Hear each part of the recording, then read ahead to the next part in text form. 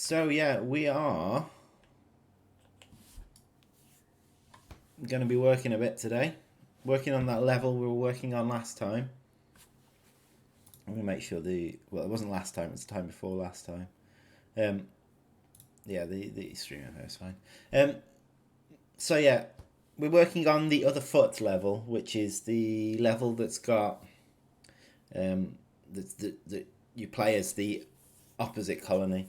And I've got some really fun ideas, and I've come up with a script for the level now. So in this stream, I'll be following through the level script that I've put together. You need to fetch that.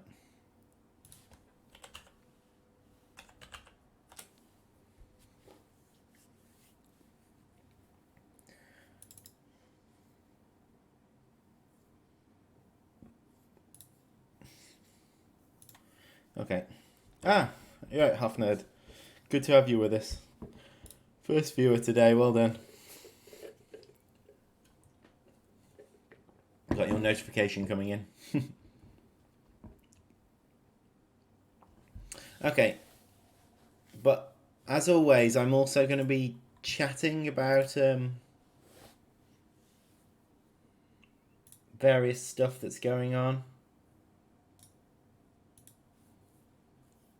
Where we currently are with Alright, Coffee Nail. Have you with us? It's hard to read the blue on the grey there that I've got on the window, but yeah. Okay, so yeah, we're going to be continuing with the level, but also talking about what's been going on this week. I need to talk about why we didn't release a build last week. I perhaps should have done, but without the campaign levels. But the long story short of that is that I've been waiting for Liam to give me the go-ahead on the campaign levels. And as he's been testing, he's been focusing on 3.1 and formicarium challenge 3. As he's been testing them, he's ended up with more issues. So you test, you discover issues, you want to fix them. So that's the long story short of that one. You're right, leaf cutter ants. Very appropriately named. So yeah, I think this weekend, if I don't get the go ahead from Liam, I will just release the updates anyway, because there's been updates to free play stuff like the Ubers and that sort of thing that needs to go live, so people can get their teeth into testing it. But yeah, we shall see. But anyway, moving on with this level. So I've come up with a script which I'll be following through. By script, we're not recording any new voice lines here. I'm just using voice lines from the campaign, and this here is actually all the voice lines that are going to be in it. The various narration being triggered. Now it mostly follows the campaign progress, although I've had to play around with a few of them. It almost follows the storyline of the campaign. The only difference is that the blue colony is always present in this, rather than the blue colony being delivered when you get rehoused. In this, the blue colony's always been there next to it. It is a lot of voice lines, and this is how far I've got with with actually putting the gameplay in. So I'll explain what will happen with this mission. So you're going to start off with your blue colony quiet, and then the testing of the other colony is going to start happening. And when they need formicarium, you've got to send them over. So you've got to send them into a tube, whilst dealing with other threats. So you've kind of got that objective. Then, when it's downtime for the other colony and the other colony is not being tested, you you're going to get attacked by some creatures. The evil scientist is just going to drop creatures into the tank and attack you in a few waves. Then it goes back to the other colony being tested, and you're going to have to provide the formicarium workers again for the other colony's test. So you've got to keep a line of workers going to this tube whilst the other colony's being tested and dealing with external threats. Then again, it's another wave, another set of waves for your colony, and then finally the two tanks get connected, and you engage in the colony versus colony battle at the end of the formicarium challenge. So it should be quite a long level. 2 sets of waves, 2 sets of get formicarium workers to this location objectives, and then finally a colony versus colony battle. You won't be able to see the enemy colony now. You'll just be dealing with your own stuff at that point. So that's one thing. I'm not going that far with it. You're not going to watch them attack the opponent. You'll have your own things to deal with at that moment. Right, Daniel Sly, good to have you back with us. Okay, so I'll show you where I'm up to now. So this is the voice lines of... let me find where it matches. Here it is. So this one is the small threat. Let's begin with a small threat. That's that one. Then it waits 20 seconds. Then it gives the voice line. During this time, nothing's happening over at your side. You're just building up your colony in anticipation. Then it goes to, I wonder how the reactor arrival a Reptor colony. I don't know. This one's keep the test going. This one's, I wonder how the reactor arrival a Reptor colony. And here's the objective to send 40 workers to the tube. I think this first one is just you're not actually gonna be under much threat. Maybe I'll throw in a couple of enemies, but I don't want you to be under too much threat at first, because I want you to get your head around what the objective is. So there's the objective. At this point, I'm going to activate the tube.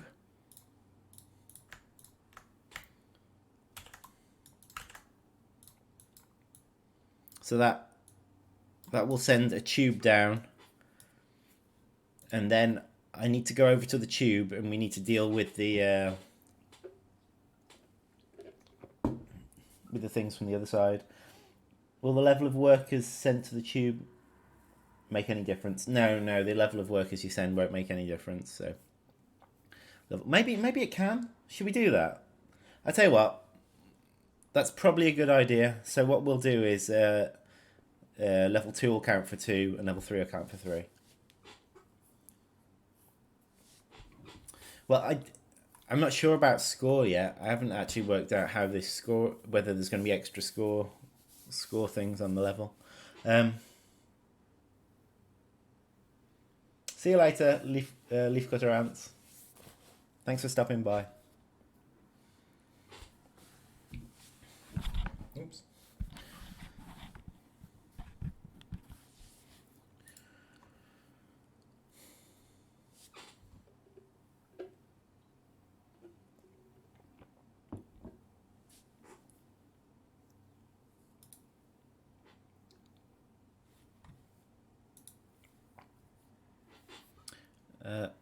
Okay, so we activate the tube. From the tube side of things, I'm going to have a point where it's listening for targets to bring over. So what we're going to do.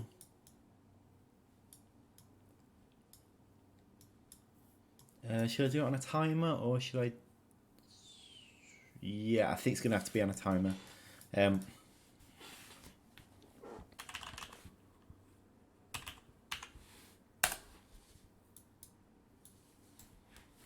Check.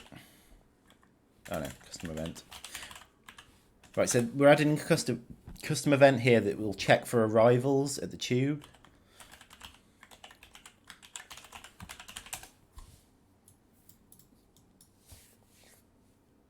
So what we want it to do is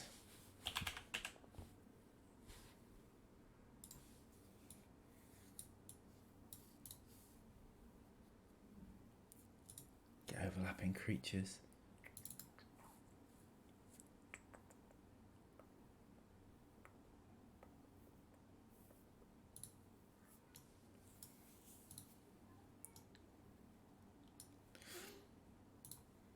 Right. Come down here. Actor.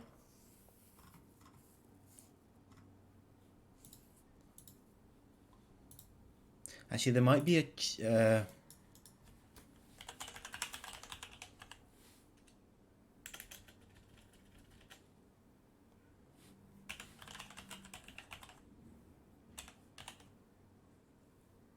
Looks like these are the only two things I set up.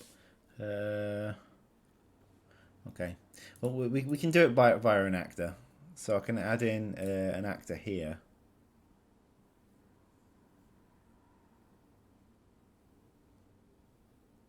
Actor.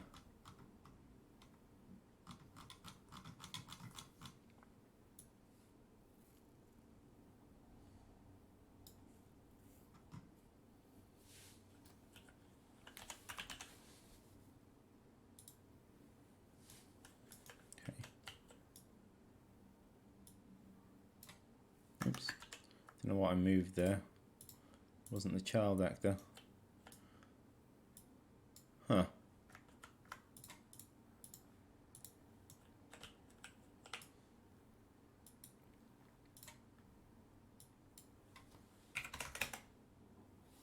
Oh, maybe it was. Oh, that's the seam route. Ha. Okay. So this is the child actor. Okay. That's fine.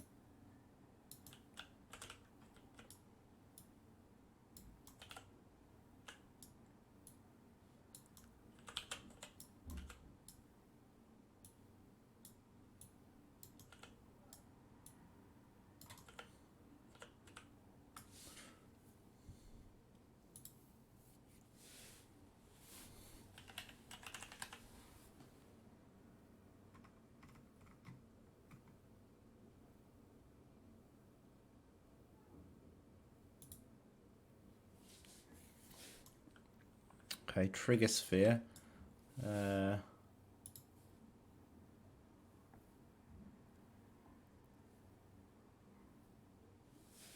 That's probably fine. I guess we'll find out. I don't think I'll need to change that much on it, to be honest. Maybe scale it up a bit. Is that too big? Possibly. We'll see. Okay.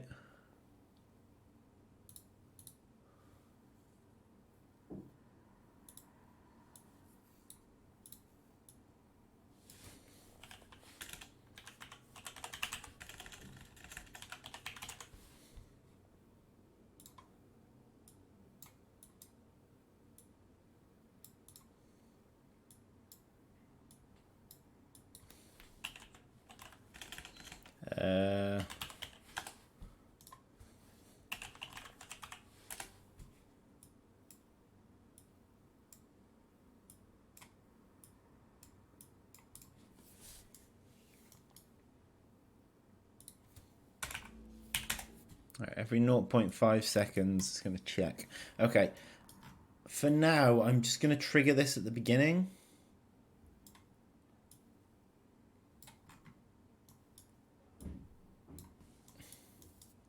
And we'll see if it works, see if it picks up things overlapping. Sorry, I'm coming back to chat. Why you don't create your queen must die difficulty. Insane, not harsh enough.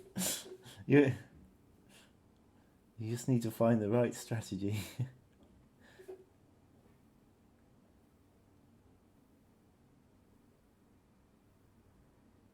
Yeah, it's insane is pretty damn hard.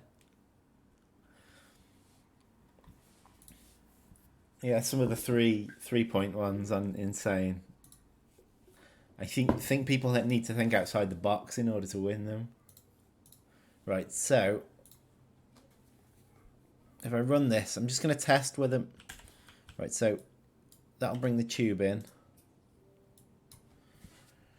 Right, so here it's picking up 0 that are overlapping.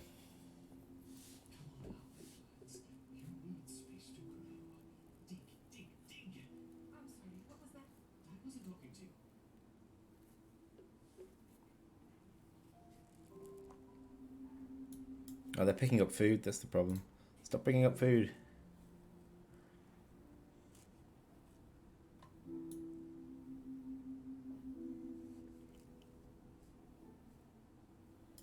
There was probably a quicker way to test this, but here we are. Yeah, there we go.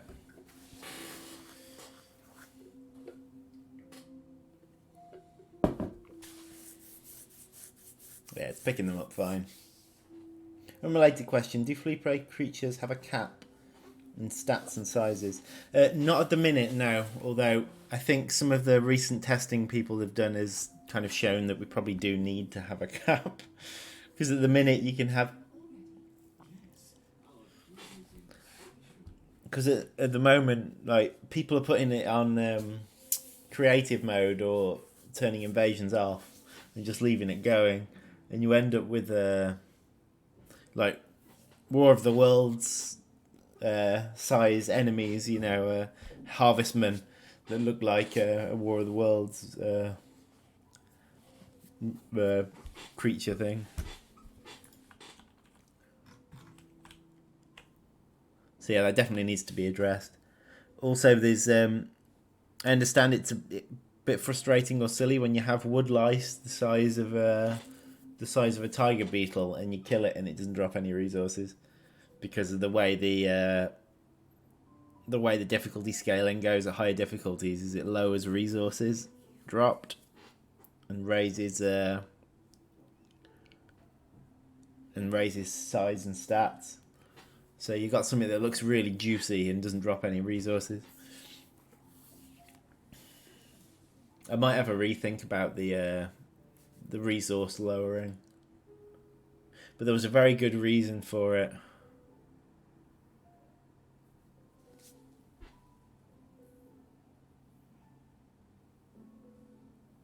Yeah, I've heard it's frustrating. As soon as you get up higher than that, you get like to 350 plus difficulty. The food becomes virtually nothing.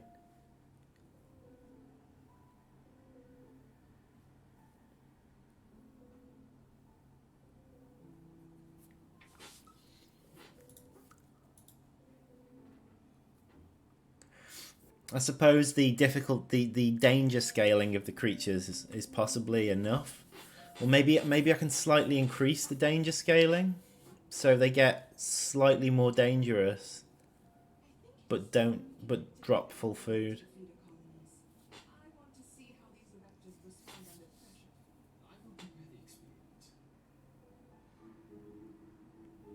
Obviously I'm going to need to speed up the wait times here.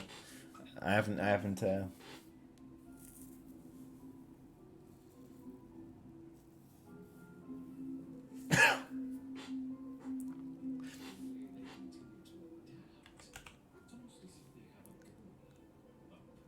Is the test tube used here larger than the normal formicarium level? Yes, it is, but that's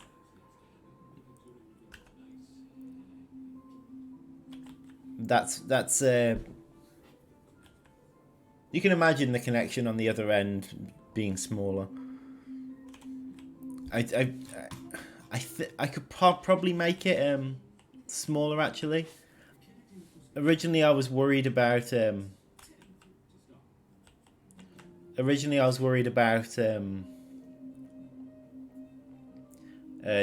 being able to see the top of it, but you definitely can't. You can't see anywhere near the top of it. I mean, it goes on for a bit already.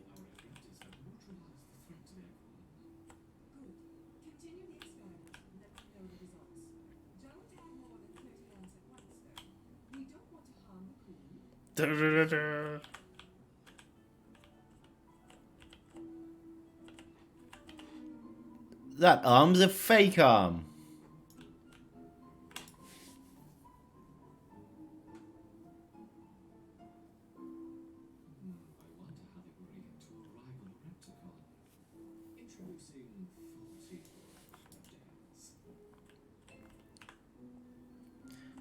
Yeah, it doesn't need to be anywhere near that that oversized. I'll change it now. Problem is, as I change it, it's 3 different actors, and the locations are a bit will mess up a bit.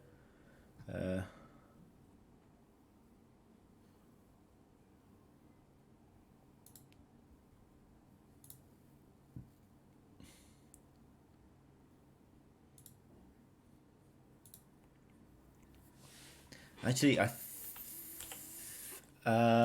think it's probably scaled up on the level. Yeah, it is. 2 times size.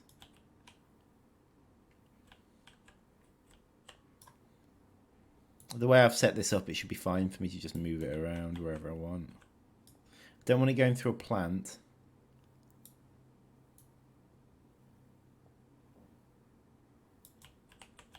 It's probably about right.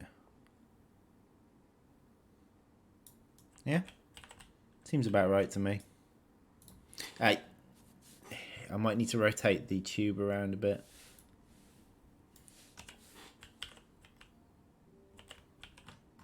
Because at this... Oh no, that's alright. The camera actually can't go through the tube. just by pure luck. Oh no, hang on, it can. Oh, damn it. I'll just rotate the tube around slightly.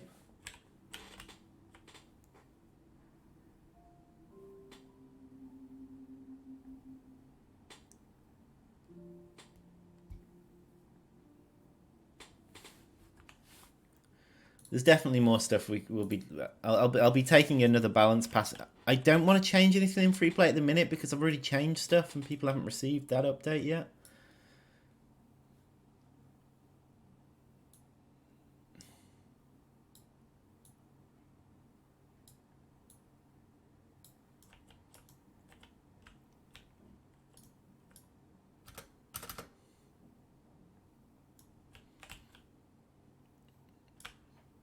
Because if you change too many different variables, you don't know what's gone wrong when something does go wrong.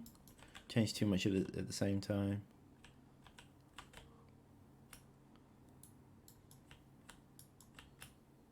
Come on, connect. Missed.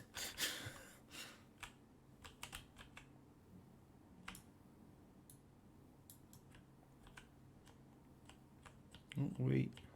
No, still slightly in the wall. I think that's alright now.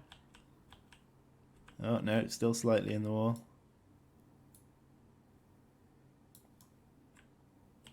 We okay now? Yeah, that's fine. Okay, so that should look a bit better, I think. Let's find out.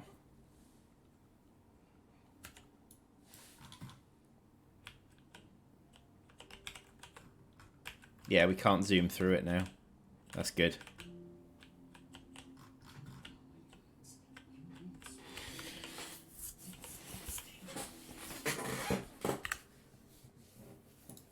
Okay, so the objective comes up.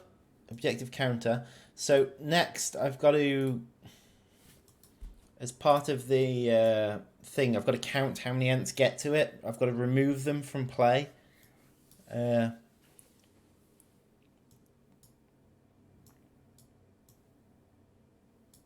that they're essentially going to die. I mean, they're wandering off to die.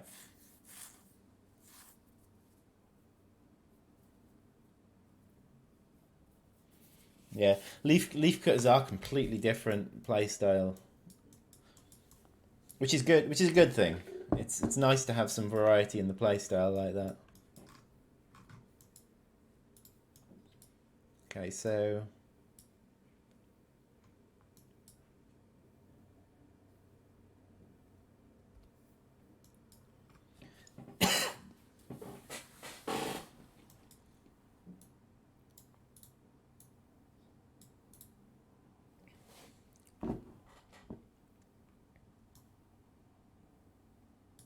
Okay.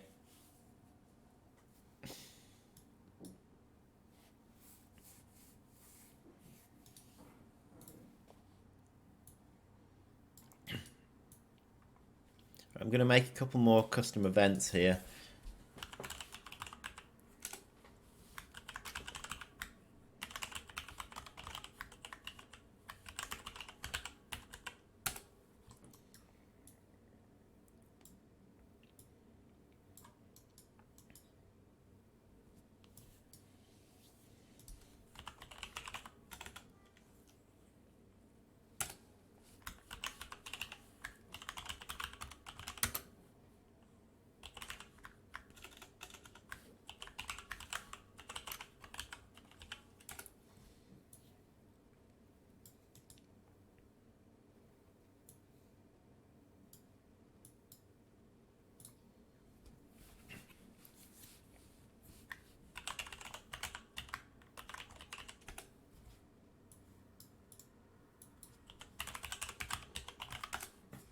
Okay, so what I've essentially got here is every 0.5 seconds it'll check for arrivals here.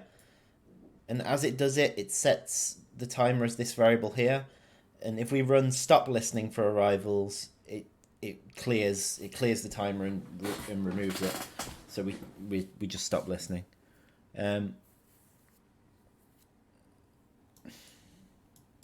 Now, here arrivals. So we need to decide what we're doing with arrivals. It's going to dispatch an event. The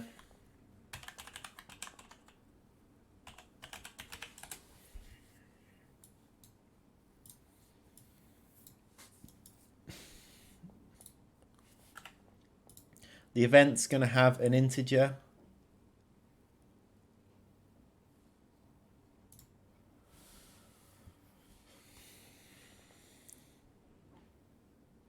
No, not copy signature.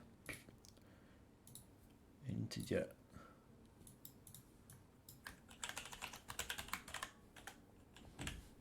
Now, the thing itself is going to deal with the arrivals, so it's going to kill them. Well, it's going to remove them from play.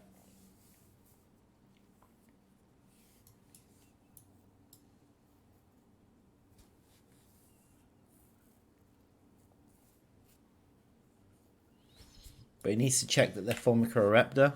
So, for each loop.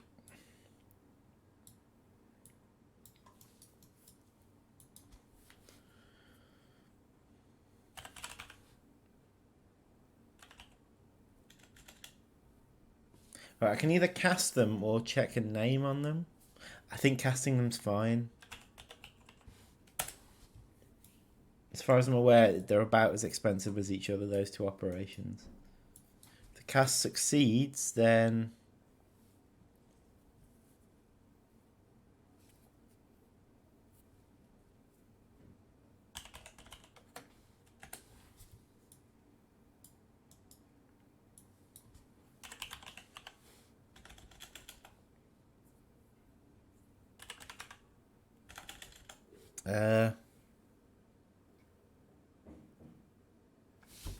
One sec, that sounded like the door. Back in 1 second, I'm going to get coffee.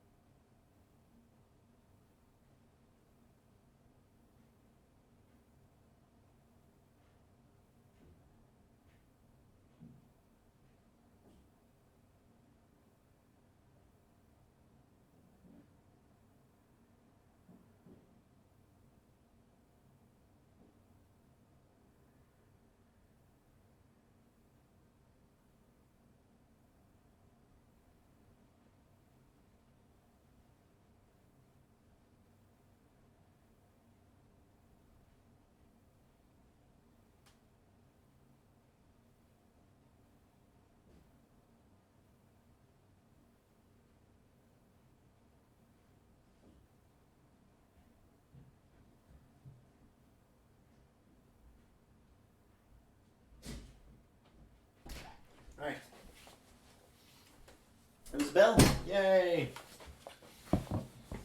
Right, have a coffee. So that's what's important.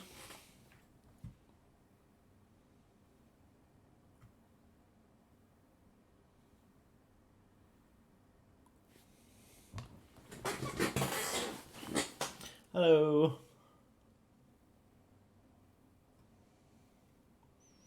Yay!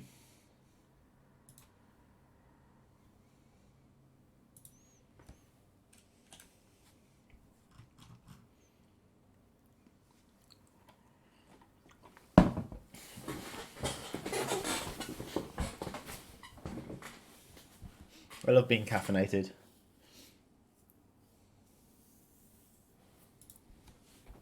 Okay, so what's going on? Killing the ant.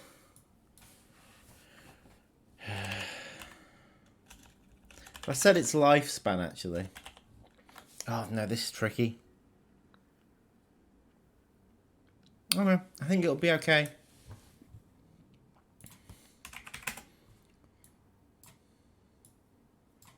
And then add to some sort of count. Okay.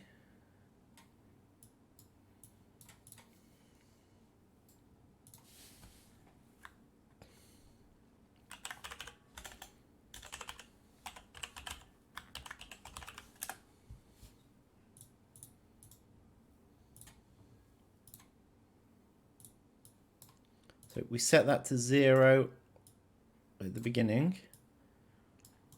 Then we increment it.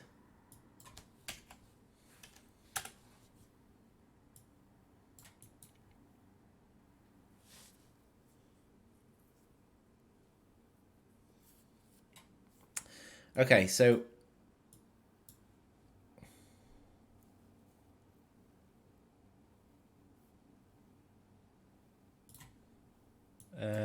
we increment it, and then at the end, because we've killed them all, we call this with the arrival count.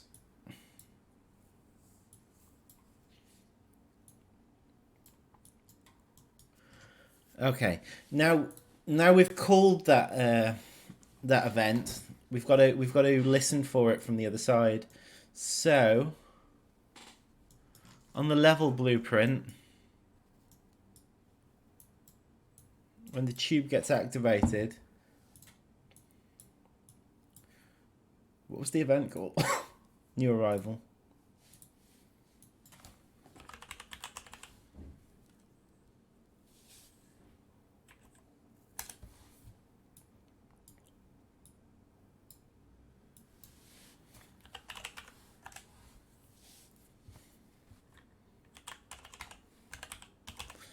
Okay, so as they arrive, we're going to add to the objective.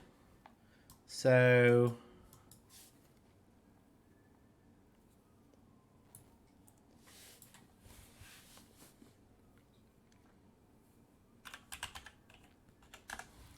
take 1 from objective counter. No, it doesn't work.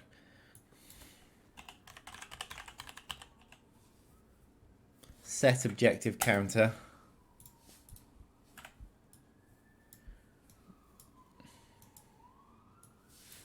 Get objective counter. Get objectives.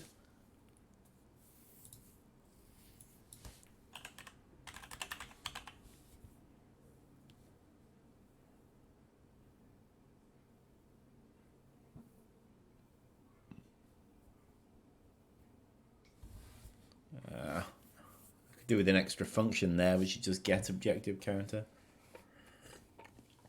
Never mind, we'll just do a for loop. Seems like a massive waste of time, but never mind.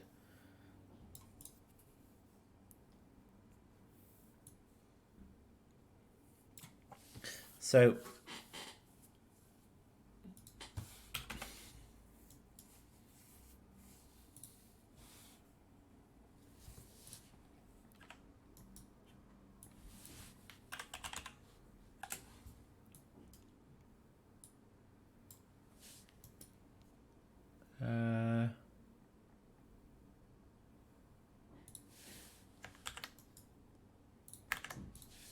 40 erupt. Okay, so. Oh boy.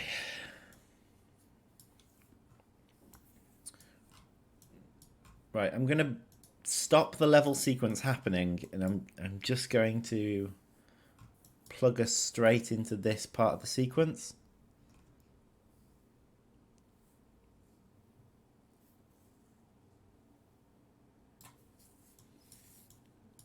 So we can check that this is working.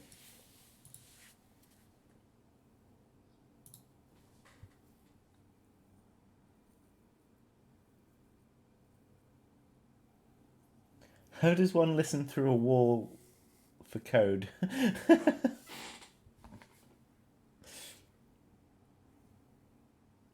Through a wall? What? Oh. The concept of events, you're firing an event in one area, but you've also got to set up for the event to be received in another area. So one thing can be firing events, but another thing needs to be constantly checking to see if that event's been fired. So that's what we're doing here. This is the checking. But events are really quite an efficient way of doing things, because the checking's quite light compared to repeatedly checking something.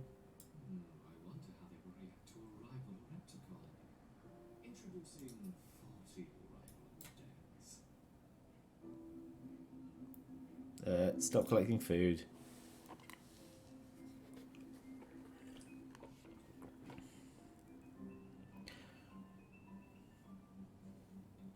See, 40's quite a lot, so I think I am going to have to introduce some enemies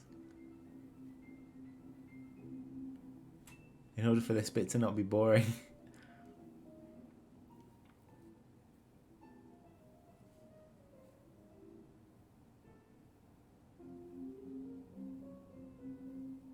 Well, that's not working. Oh, no. Let's have a look. Oh, hang on. No, I don't think I've actually done it. No, I created these events, but I didn't actually call them. Okay. Right, these events need to be called when... So this is tube being lowered. So when it reaches the bottom, emotion gets turned off and it needs to call start listening for arrivals.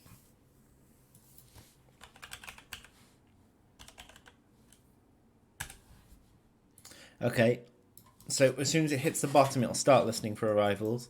Now, it's different as going up, because it's as soon as it starts going up, it needs to stop listening for arrivals. So that's actually when this gets called, deactivate tube.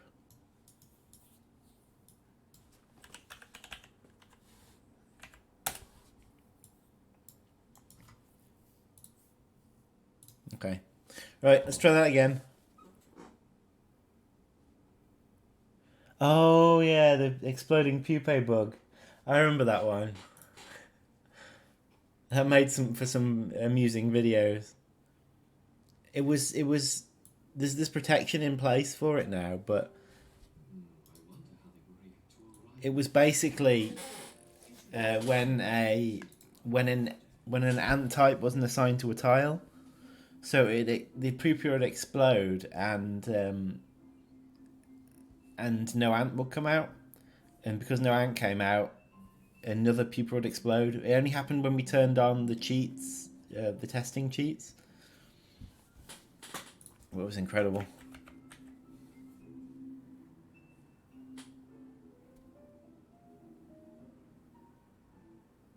There we are. Ah, but they're not. We're not reducing the. Okay. Well.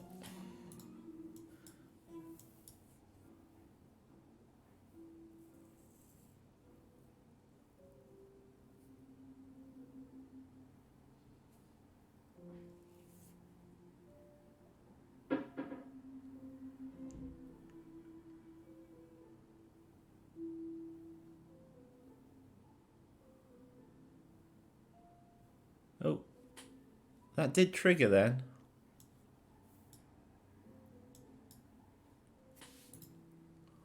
Oh. Why is that not going down? Oh dear.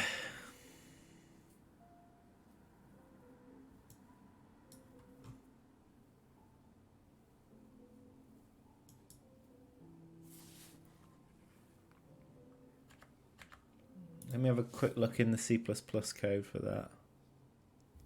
What's it on? It's coming from the player state.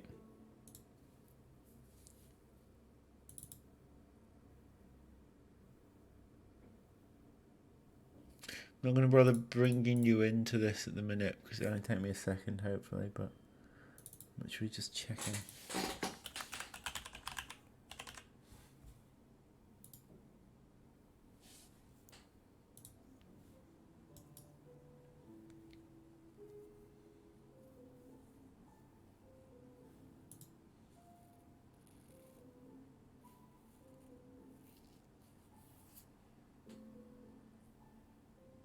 Thanks for stopping by, Half Nerd. I'll see you next time.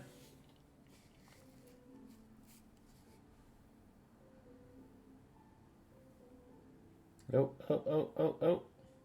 Okay. It's definitely triggered.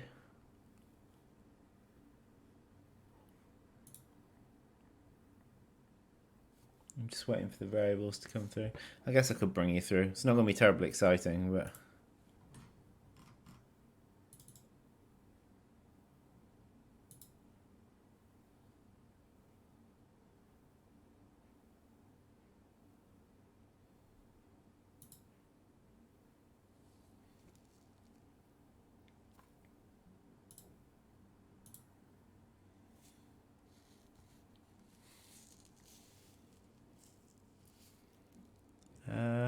okay. So, objective count is 40 erepta. So we're in here. We're going to look at the objective index 0, the objective name.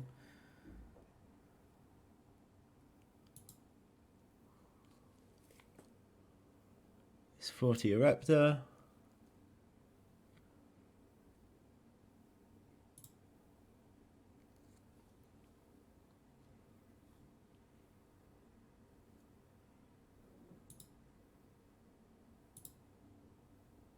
Counter is going down. Ooh, right, interesting.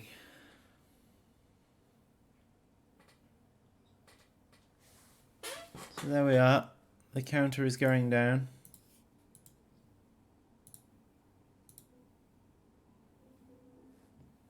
It's just not updating there.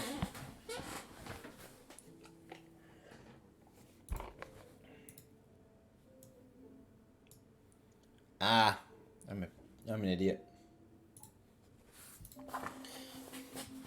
I haven't ticked use counter, and I've put... Yeah.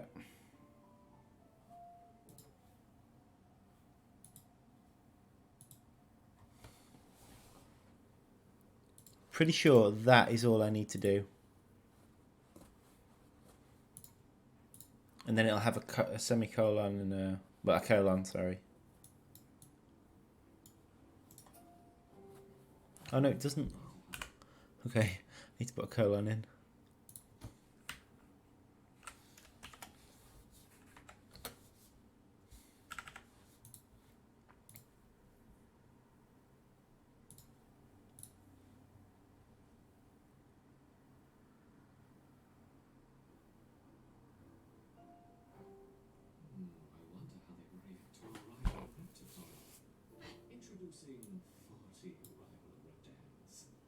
Right, I don't think I need to say that the number at the beginning. It can just be get workers to the tube.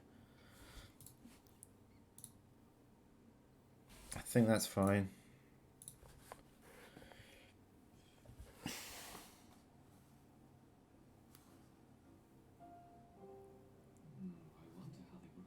Several suicidal species. I think about half a dozen. Some termites do it too. I'd like to get the exploding ants into the game.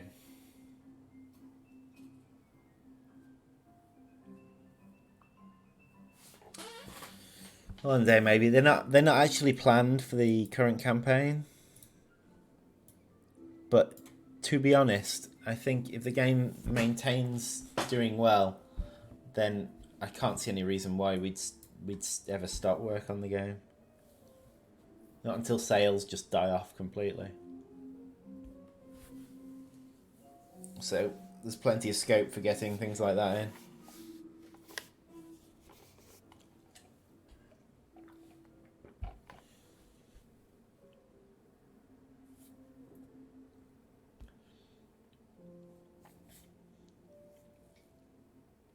Oh, sorry, I had a breakpoint.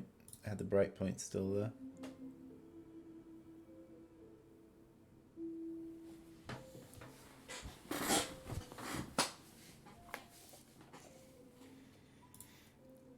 I do think that it's worth us just continually working on this game. It's I think it has its own niche enough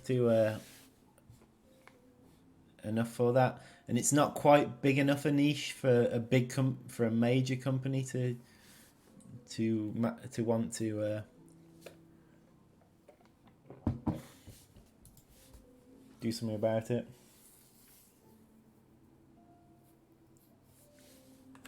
Okay. So this is working. This seems to be working fine. What I'll probably do then is during this first one, I'll probably send a minor threat at the player periodically. Basically in order to make it worth doing quickly. Problem is I can't just send creatures at the player because that would be infinite food. And it would be a terrible point to provide the player with infinite food.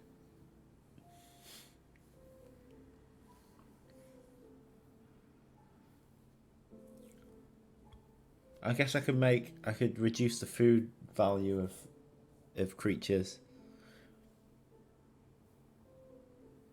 sent in. We do that in the formicarium levels anyway. Like the creature sent in to get you out of your nest have a much lower food value.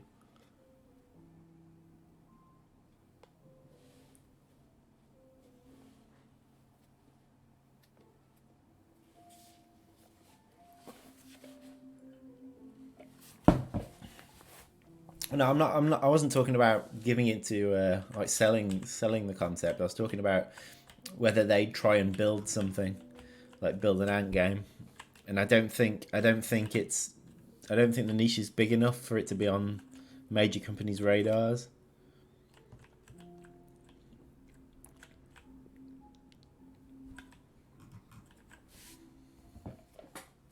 I know what you mean, though.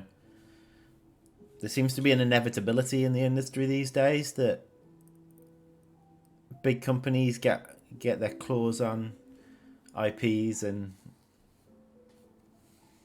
they kind of erode it. Try and milk it for cash until slowly all the passion gets drained out of it.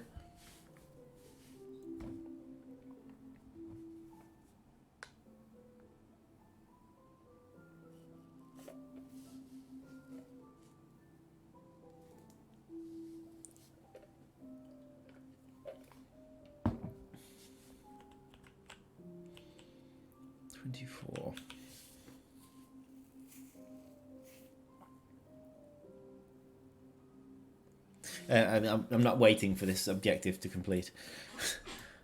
Just my mind was wandering with the conversation. Okay.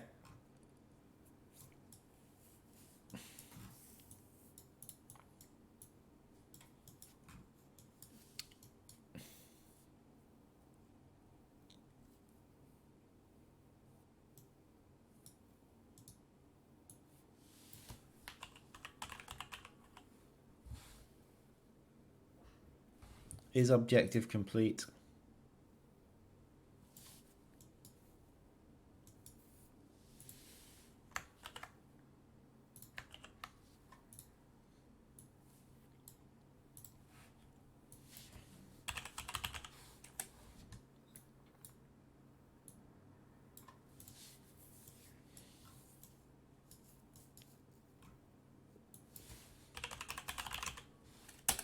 I can add enemies into this later when we're coming to balance the level.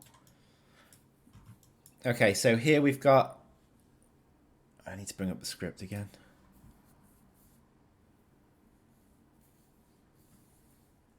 Right, so that one was get 40 reps to the tube. Objective complete. The next.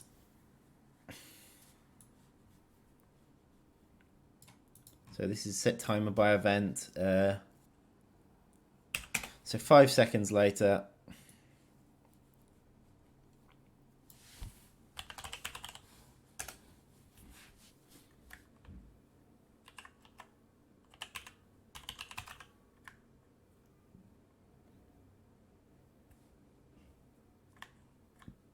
Excellent.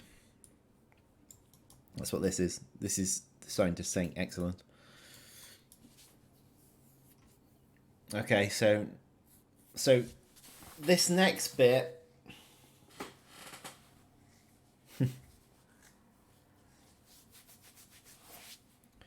This next bit is a tricky one because I want to do something similar to I want a bar at the top of the map like the like we have in the army ant level. Only the idea is going to be that you have to send enough right, the bar is constantly ticking down, and you have to send enough ereptors in to keep the bar from hitting 0. And if the bar hits 0, you lose.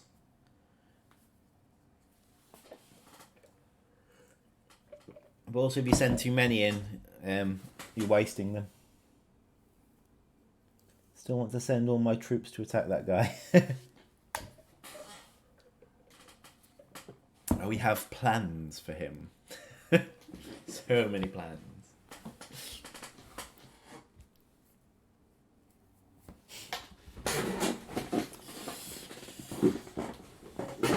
It is time to smack you with a bar. To smack the players with a bar. Now, I'm gonna save this level and we're gonna go have a look at what happens with the army ants.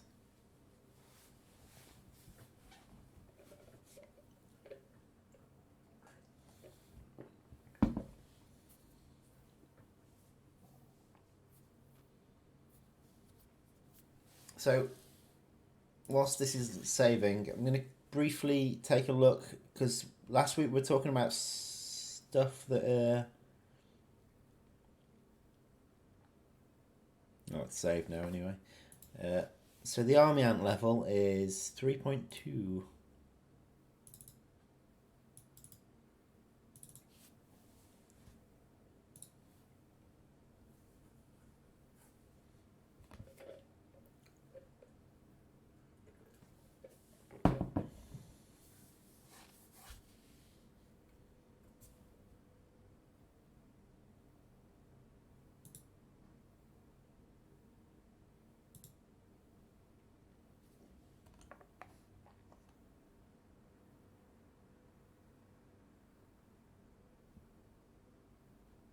So many plans.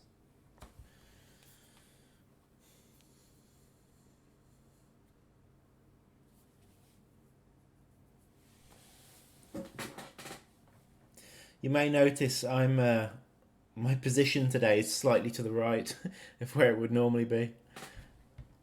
You probably don't notice, but it is because I've had to get a Mac on the end of the desk. So I have a Mac, a giant screen thing to the left of me here. I'm trying to set it up for making the Mac builds, because we bought a new Mac because the other Mac we were using was dying. The original Mac we used was right at the beginning of launch, and we bought a cheapest thing we could, and it now runs so slowly. So we bought a new one. It's not new; it's still second hand, but more capable, more new one.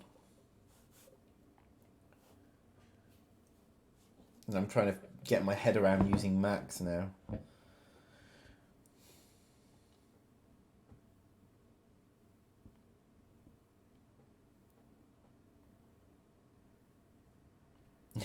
wouldn't be as noticeable if it wasn't for the symbol.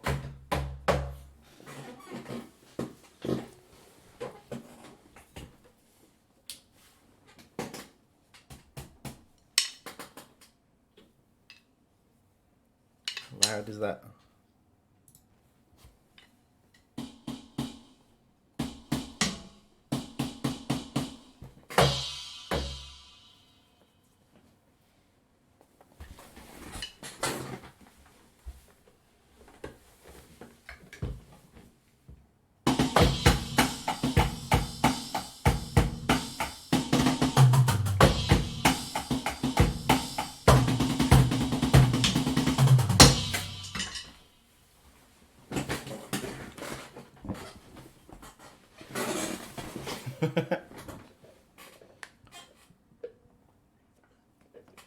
Enough of that.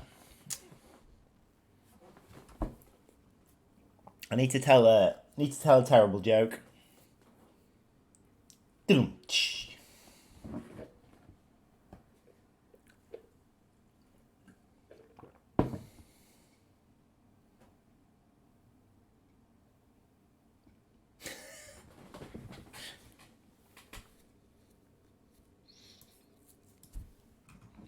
I haven't been in a band for quite some time.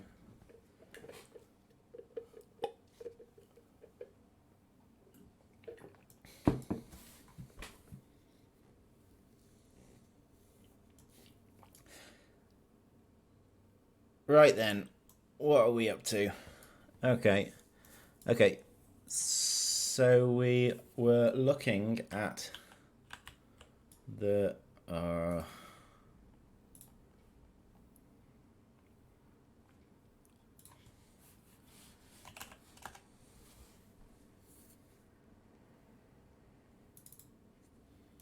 display army UI.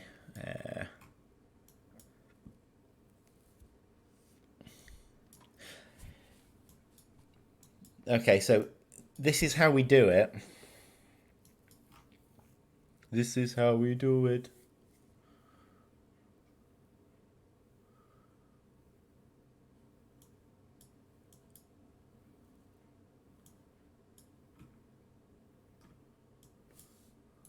Okay. So I'm just going to copy this, head over to our level, and hack away at it. A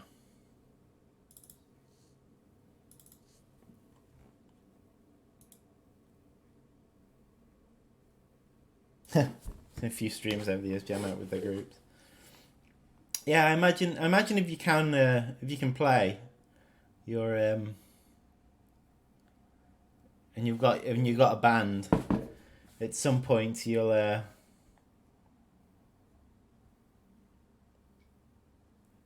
at some point it's something to show on the stream that people might think's worth showing. I'll tell you what we could do. Let's see if we can get Liam over at one point. He plays piano, but he also plays I think are they called melodicas? I think they're called melodicas. Just Google that.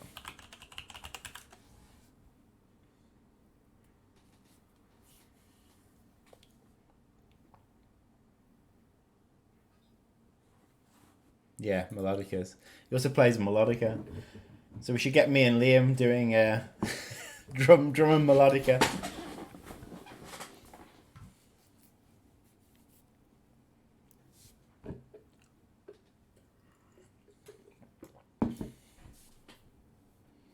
We used to play Ghostbusters.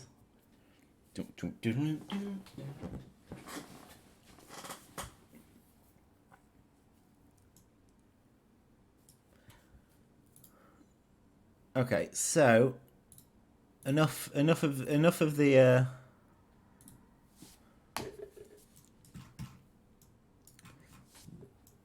chats. Hidden soundtrack dev jam session. I just pasted that in without any thought. Oh, I bet this crashes.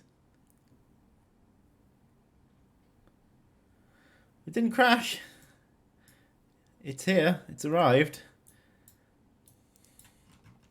just didn't actually want it here.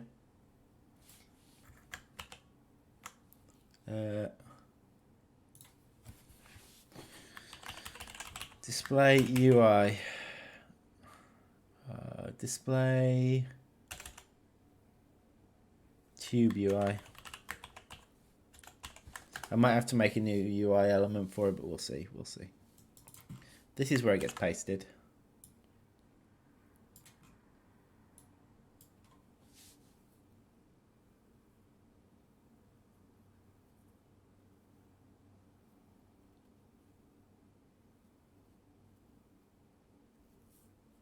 Yes, we did live. We survived the pasting, the unthought out pasting from one level to another. Either way, it made it through.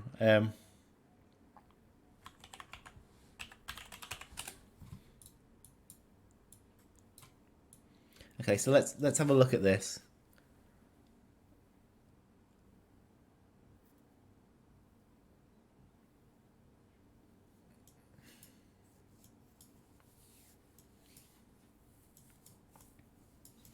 All right, so this is setting it up by the looks of things. I'm going to create a variable, but I'm going to call it tube progress.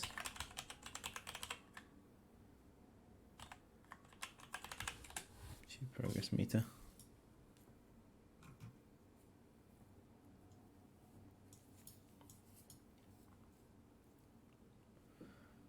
Make the progress bar cutoffs.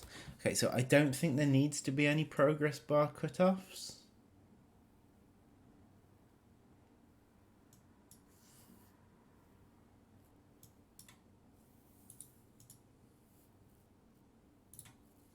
But I'm not really sure how the bar works anymore, so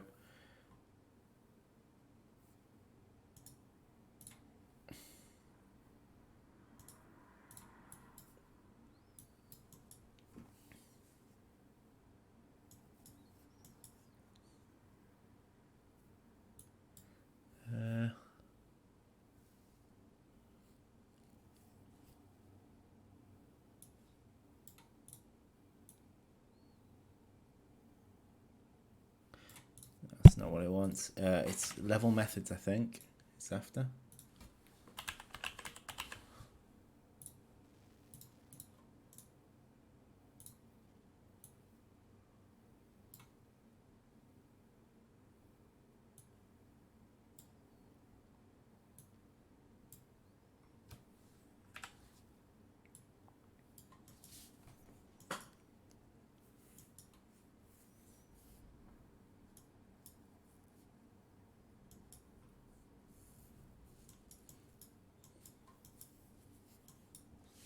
Level methods.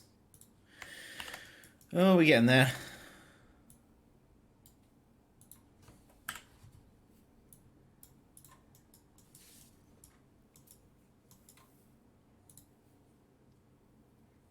Right, it's going to come up with errors because some of this stuff doesn't exist. Progress bar on screen. Okay, so let's promote that to variable.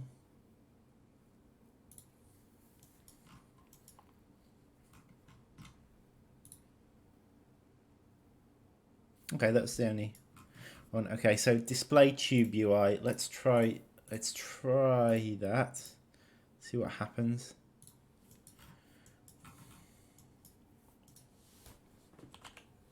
It would actually be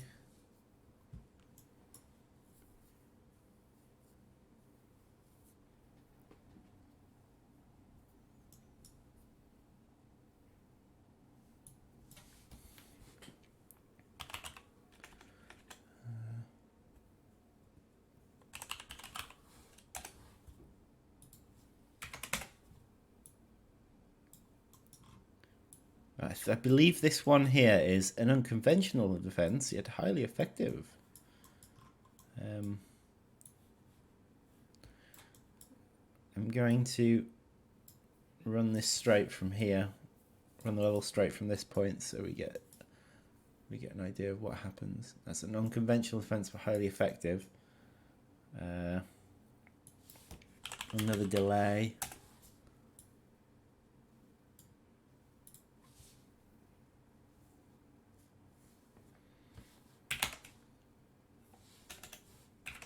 Then the next message appears to be something about food.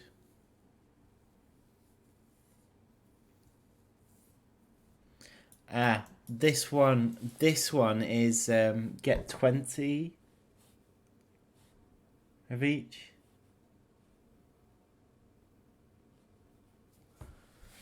So again, I need to do another objective.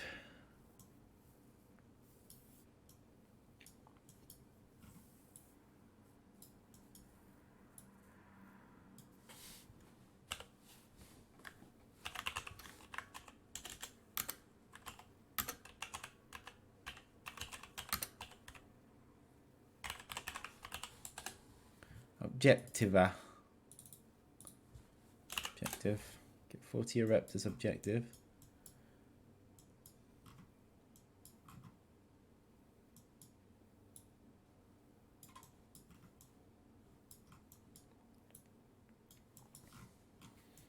But I'm going to need to do pretty much exactly the same below for another 20 ereptors.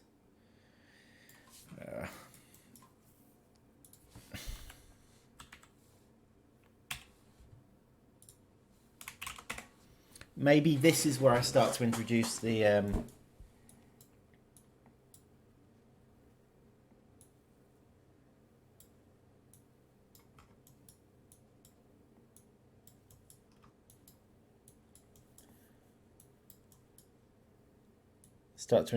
enemies.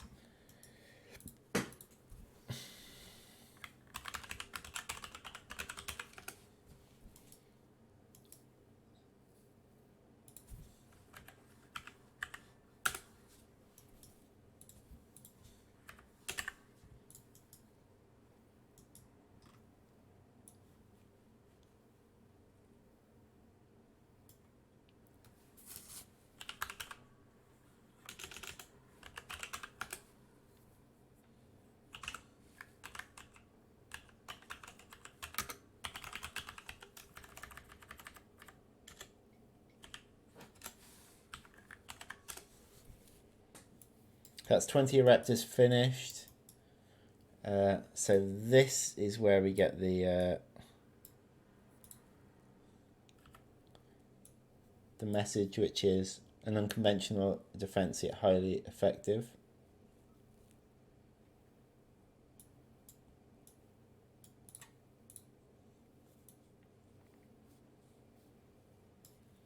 Then we introduce food.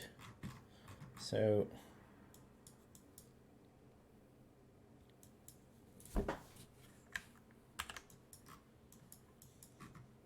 all of this stuff's probably going to have to be changed for different difficulties, like the quantity of food that gets dropped, that sort of thing.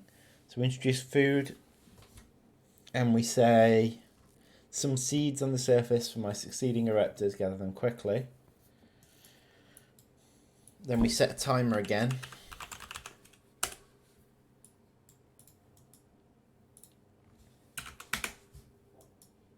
This will probably need to be longer, but whilst I'm testing, let's keep it short.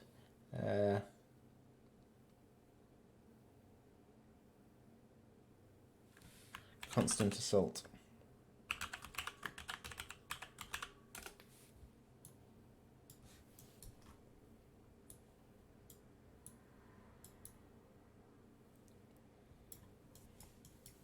And this needs to be where I display the UI.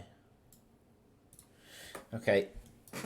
At the moment, we'll stop there and we'll see what happens, because I need to test all of this. What I might do as well is activate the cheats so I can actually test it. Sorry, I've been away from chat for a minute. I'm trying to concentrate. Wish I had mod skills. I'd like fancy level with spiders that like pancakes and such. Monster food. I'd love to make a level editor properly, but we'll see where we get one day.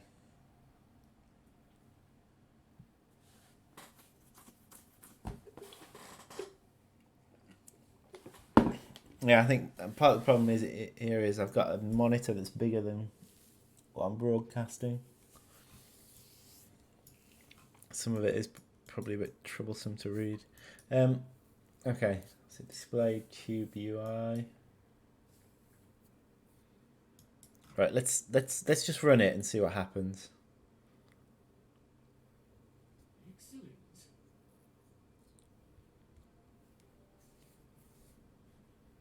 So there's about a 10-second wait in between the messages, I think. Oh, hang on. It's come up with get 20 workers to the tube after he said excellent. That's wrong.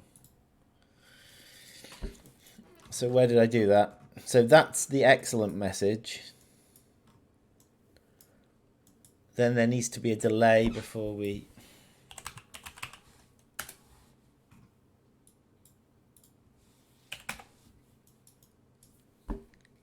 And then I guess...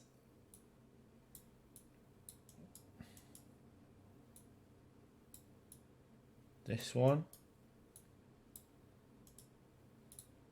So what's that? G192. G192 is what about a combination?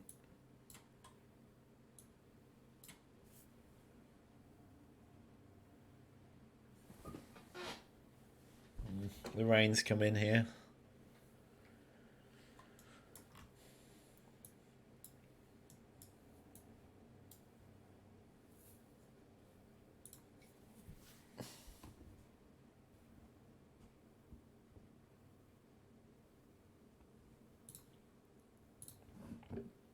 And what I mean though is on my screen I can see it in its proper resolution. You might be seeing it downscaled. Let's start with 20 of each.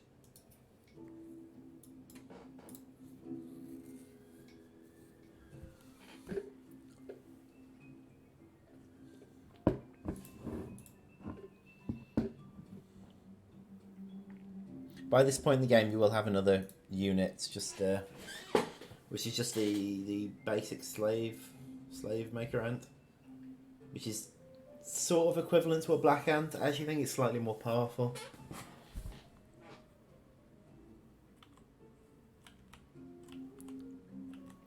It's going to take flipping ages.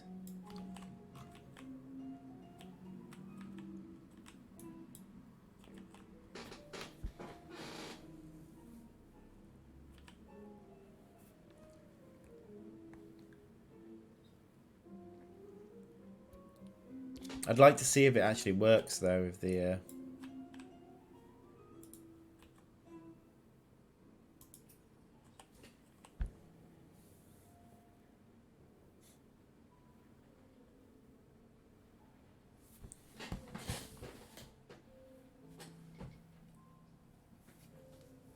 that would be a lot easier is if I just activated the damn cheats.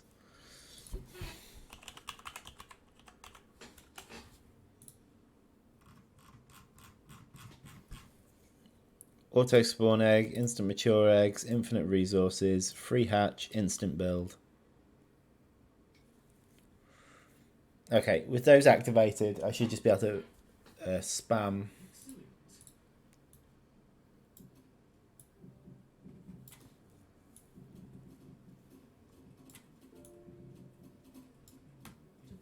A combination of a raptor and a fusca. Let's start with 20 of each.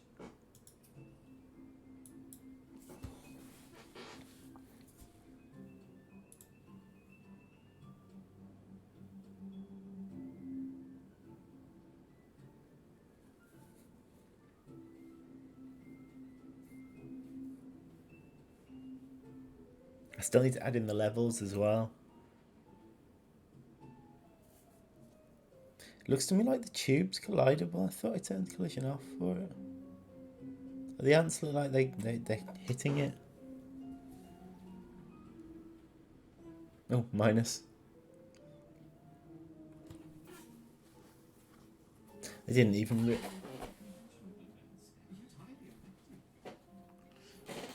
I didn't even realise that was possible.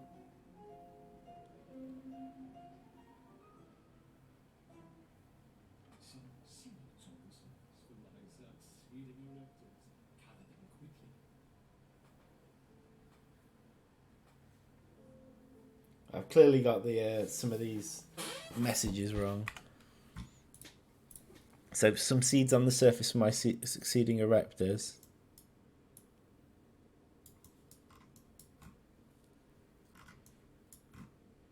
And this message here, 9.3, is an unconventional defense but highly effective. And this must be EX2. Some seeds on the surface, yep.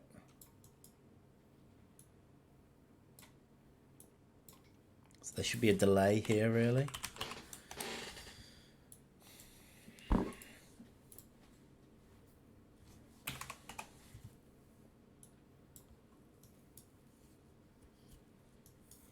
Okay, I'm going to bring the start point down to here now. See, as I'm sure that works. However, I do need to deal with the going into minus figures.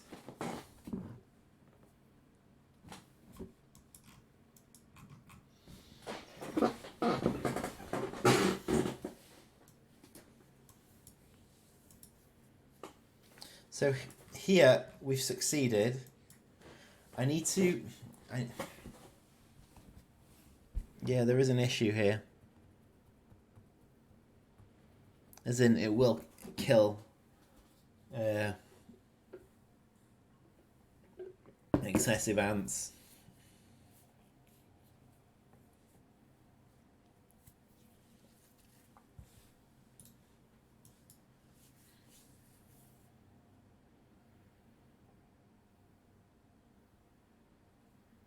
I wouldn't give for that code on Gateway 3. Yeah. You're on a 55-inch TV. Yeah, it's pretty big.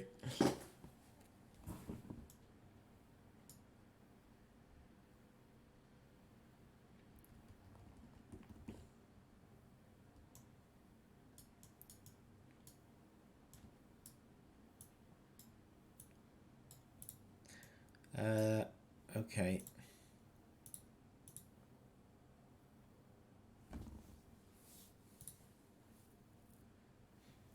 Let me just double check the collision. I'm sure I turned the collision off on this. Yeah, it says no collision.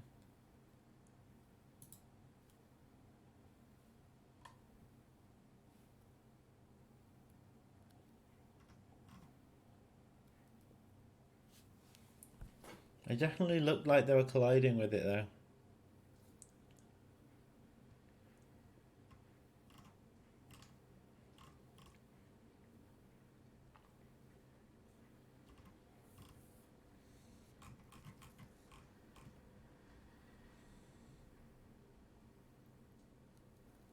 I don't know.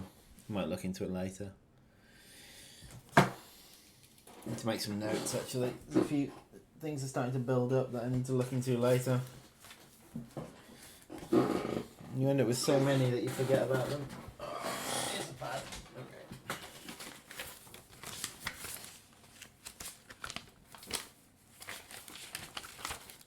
Okay. So collision with tube.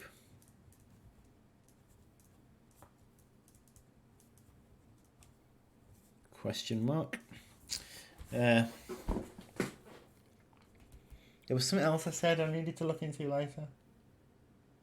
You remember? I can't remember.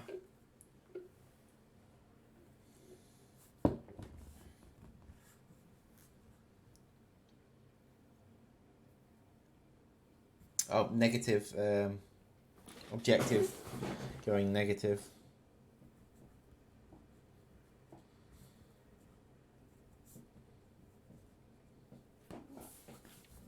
And I could also do with building ability to get and objectives. Count. Just an easy way of doing it. That would be nice. If spiders kill excessive ants, better to keep on top of things than to become complacent.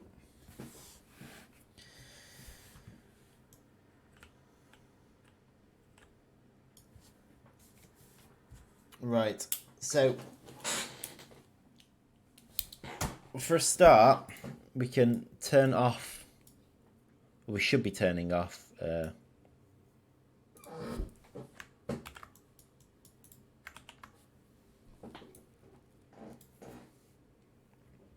Question is, do I want to remove the tube entirely when the objective's complete? Because it's just going to need it again in a second. I'll remove it. What is it called? It's... I don't think it's remove. Deactivate, I think.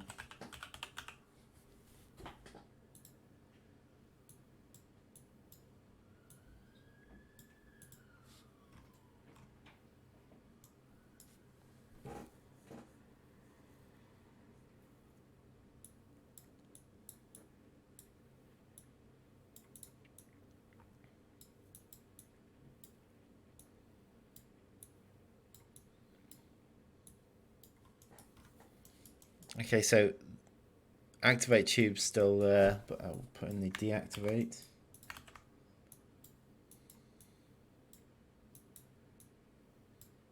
This tube's going to be yo-yoing. Right, down, up, down, up, down, up.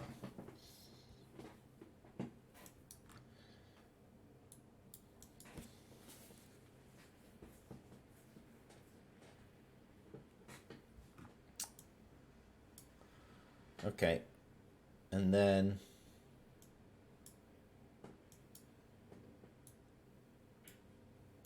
so that's the food dropping. 10 seconds later, I'm guessing this then. Yeah, this is the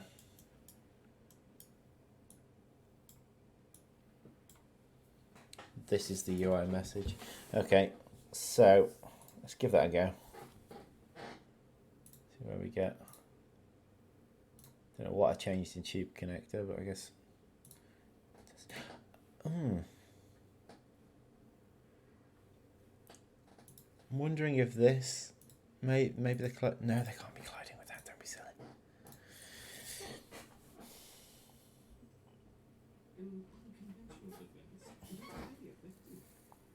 One of the main reasons I like this game, you guys keep notes on every glitch or bug you come across.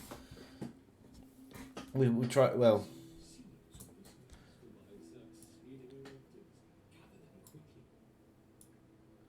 that should have dropped.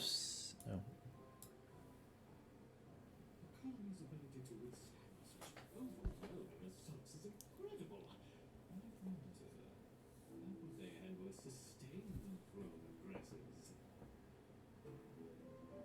Right, okay.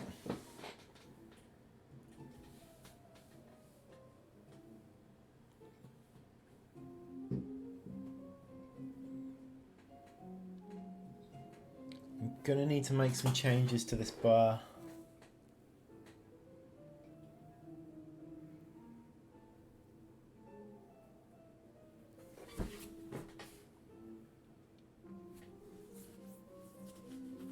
I think I am at least.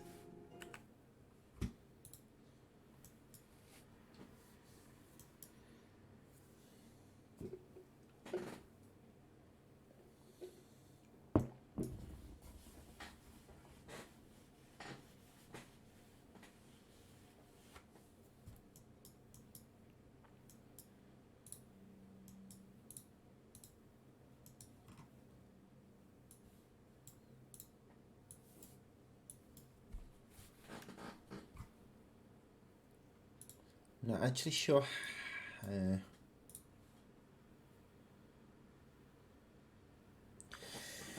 See, I'm debating copying this and then altering the copy to what I need. It might be wise because I don't really want to make changes to it. What's it called? Army progress bar. Okay. Right, just checking the time. Right, I'll probably keep going with the stream until about 2:30, so about 40 minutes.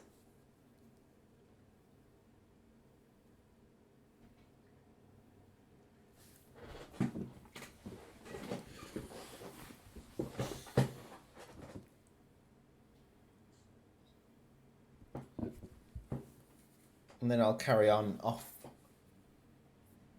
air. But during that time as well, before the end, I'll have a rundown with you of what changes have been made recently and what to expect over the weekend.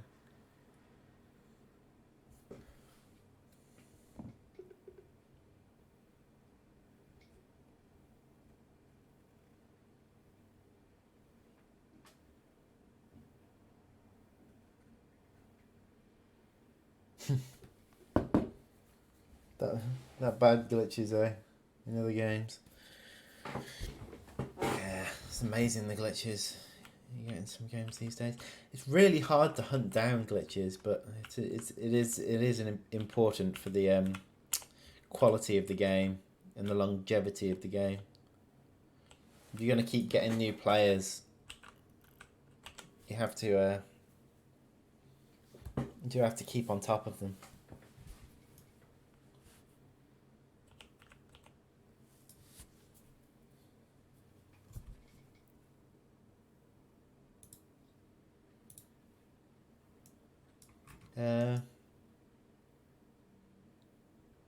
Okay, so I think at this point I am going to split it off into its own thing, because the progress meter for this doesn't need to be as complicated, but it can also be set up to do specific things.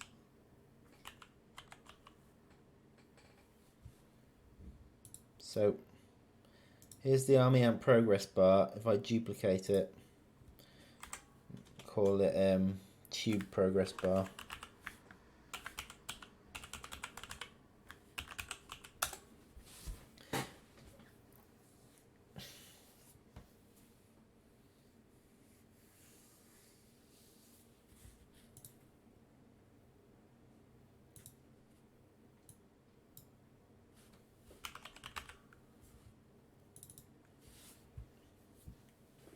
Okay, so let's take a look, shall we?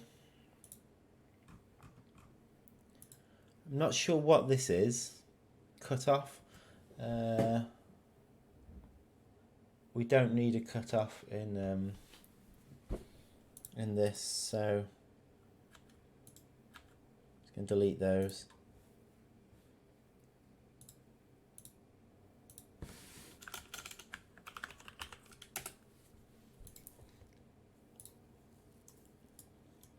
So update, I'll rename that one. Update progress. Event construct. Probably don't want to change that.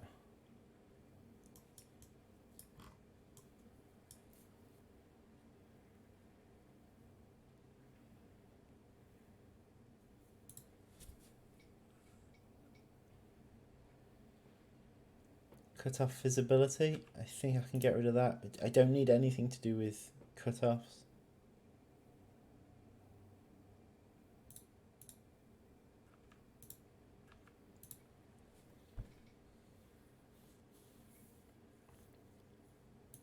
However, I think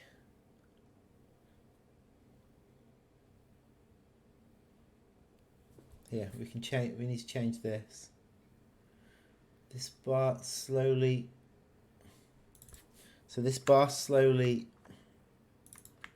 drains over time and fills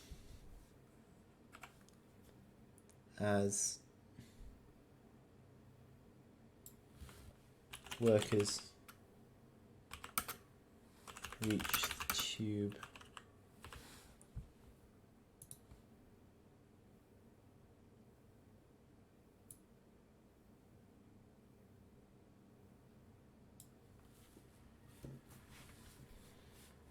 At 0 level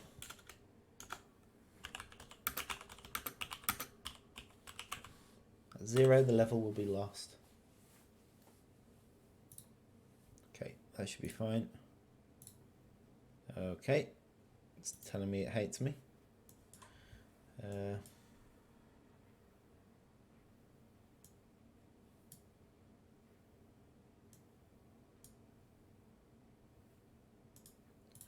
Right, let's see if I need that. I might not need that at all. This, honest, the bar that I need for this level is really simple.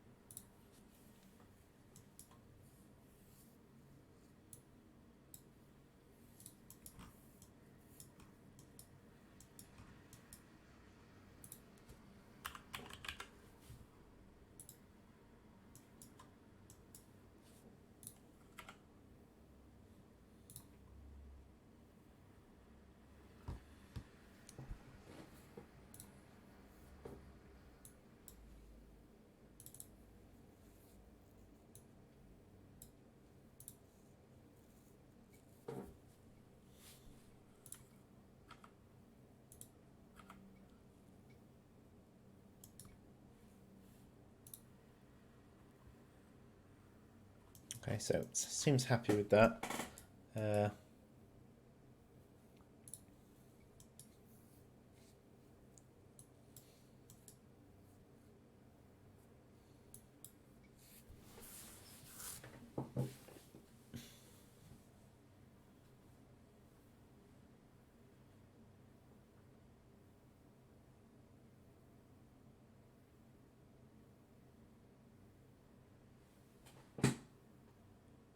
It's just the most groups ignore stuff that are obvious.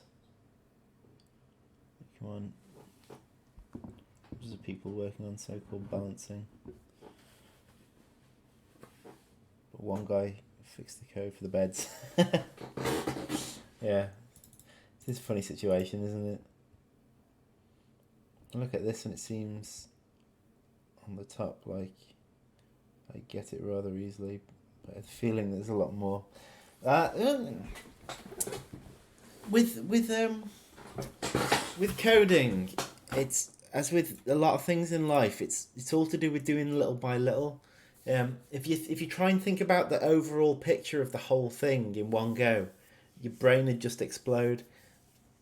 You just have to build upon it a tiny bit at a time.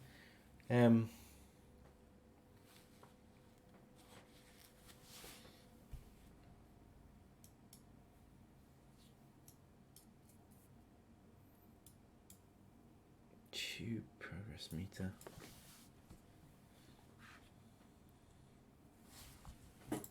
Okay, so do I want the progress meter to do itself? Do I want to keep track of it here?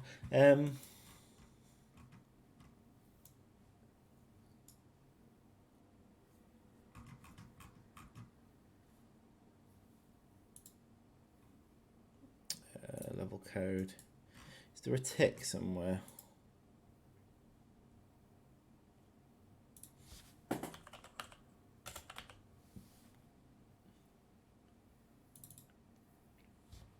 Apparently it's in the colony attack graph.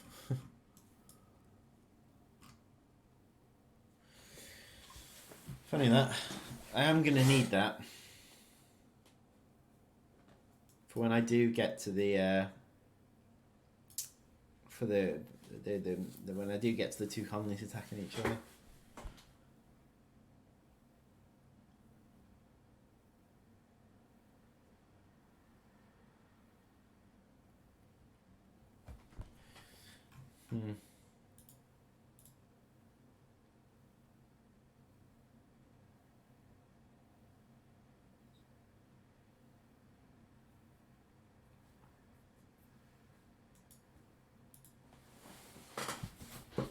Okay, so let's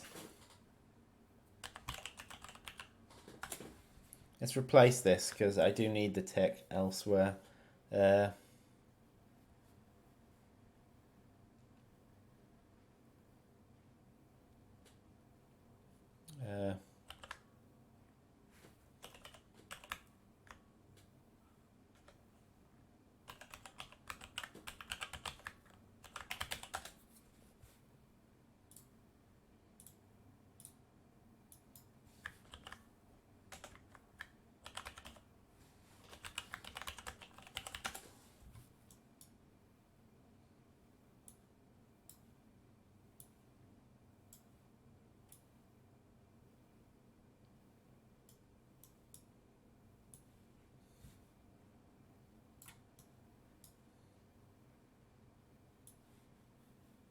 one left to replace. That's that.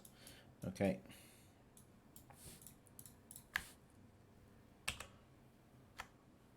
So I'm going to move that to level code. Oops. What we'll do then is we'll have a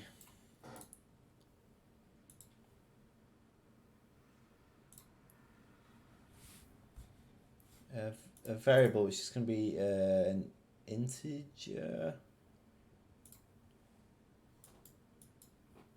It's going to be tick state.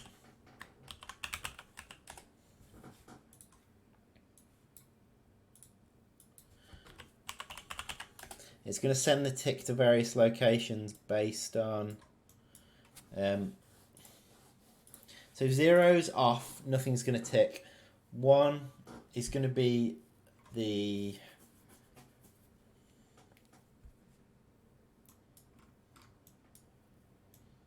the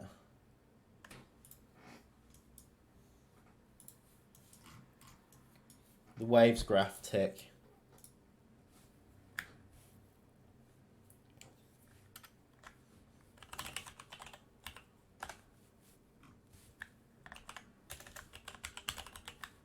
Which is essentially the... Oh, what have I done?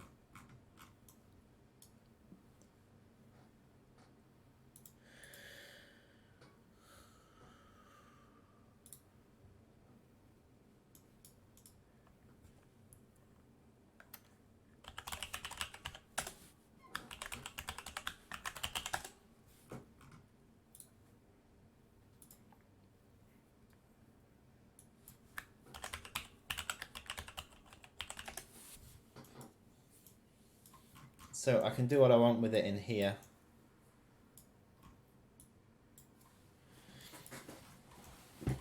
At the point where it adds this in fact, I could add it into the adding in code, so display tube UI. I'm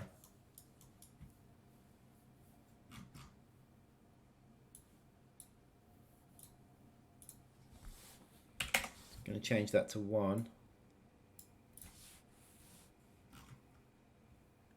Sorry, not that.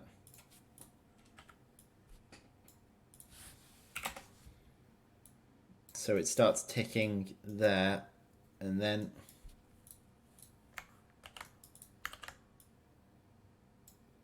it's going to change it back to 0 otherwise. Okay, next.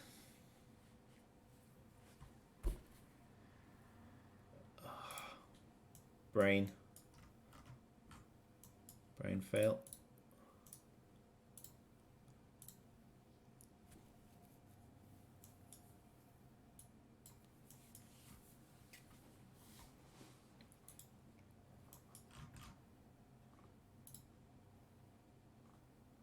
So then the waves tick. No, I haven't. I just haven't. Sorry, I am really trying to concentrate at the minute.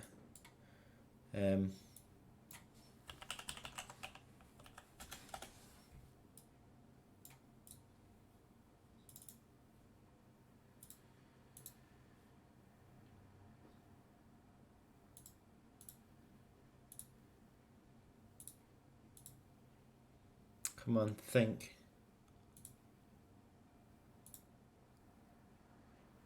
Event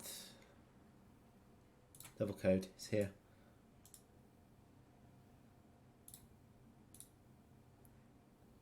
Okay, there we go.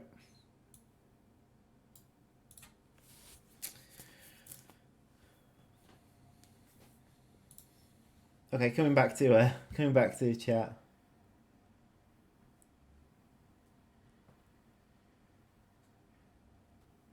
So I work, think at the end. Think at the end and work my way back. Yeah, it can be a bit daunting if you do that. I mean, you kind of have to do both, really, in a way. Because, okay, so for example, in this level, This level's probably a reasonable example of what was going on. So I initially decided on the concept of the level, and I set to work, and I got the level started, and then I came to scripting it. And instead of scripting it initially, what I did was just go, right, what do I want to happen first? Then tried to look for a line of dialogue to match it. Then what do I want to happen next? And it was taking forever. I wasn't getting anywhere. And I said, right, I need a bigger picture. I need a plan for the level. So what I then did was I went through all the dialogue from formicarium 1, formicarium 2, formicarium 3, and rearranged it into an order that made sense for this other colony. Then once I'd done that, that allowed me to pick certain points of attack. So I ended up with an overall plan of the level and a vague idea of what I want to happen as I'm going through it. Now, as I'm going through, I'm like, I'm at this bit, so I know I need this bar to show up here, this tube to show up here. So it's kind of, I've got a top-down level of the plan now, but now I've got to work at the individual pieces, and I'm taking them on very much one item at a time, working meticulously on it and testing it, moving on to the next in a sequential manner.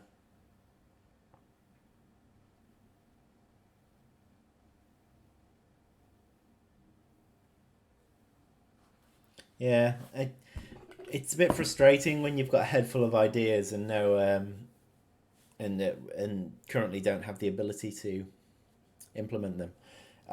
I can relate to that from when we first started to want to work on the project, absolutely years ago, and I remember the frustration of trying to learn to code whilst these ideas were exploding in my head about the game I wanted to make. So you're sitting there, almost paralyzed by the ideas that are going on in your head, and you just want to be able to work on the game. But in order to do that, you've got to get yourself a foundational level knowledge,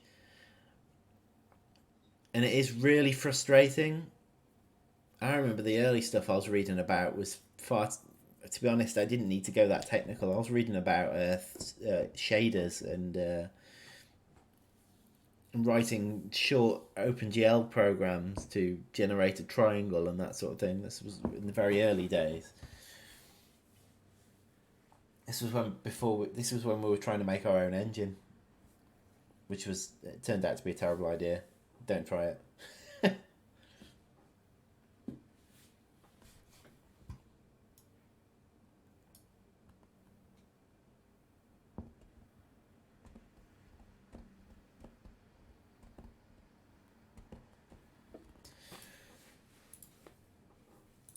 I'm much happier now. I have the ability to implement the concepts that I'm coming up with. It's much less frustrating. I mean, it's still slow going. Don't get me wrong. To implement something like this tube coming down and the ants getting through it, and to make all that work well with a nice UI, it's not a simple thing, but it's doable, and I can see the steps I need to take to get to the end. Whereas before, it was just like, I have no idea how to implement this.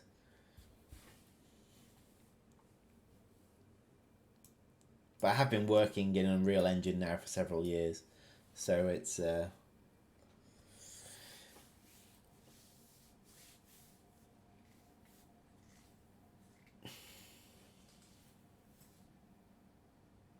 yeah. If you keep at it and you follow tutorials and slowly build up your knowledge, you'll get there. It's not easy. It's frustrating as hell, and I think what kills it for a lot of people is the frustration. Like, they don't want to wait, and I understand that, but fortunately, you've got to put those foundations in place.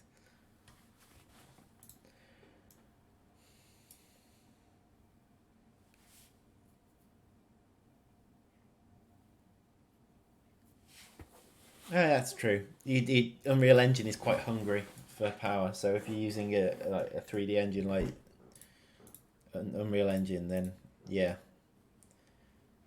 well, that'll ease the frustration a little.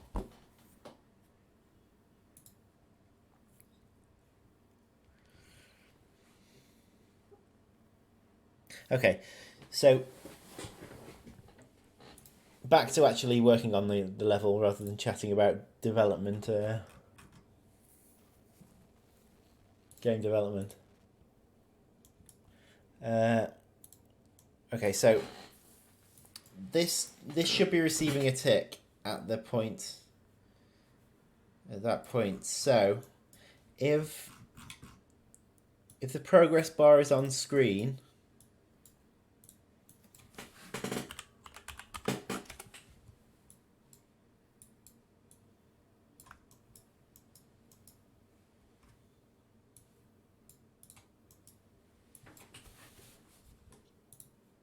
update progress is what it is.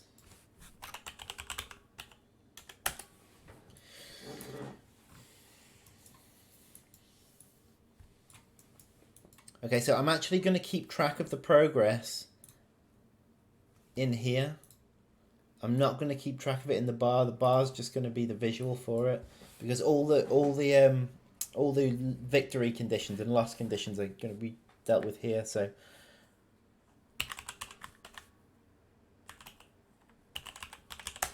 okay, so it's on screen, so the bar's progressing.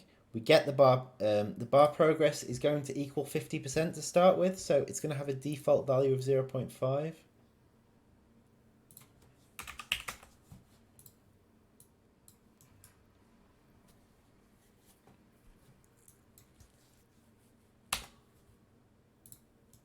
Now, the bar is going to be incremented each tick by some multiplication of the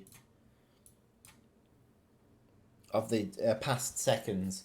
So, how long should the bar take to reach maximum is going to be something we're going to have to feel out, or reach minimum. Sorry, it's actually going to be bar progress minus an amount, not plus. Why is my minus key broken?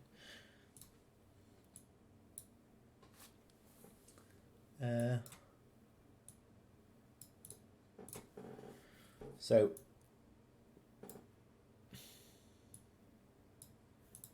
minus changing. So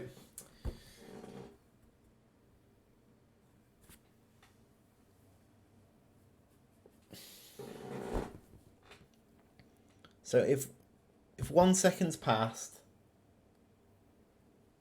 the bar's going to go down by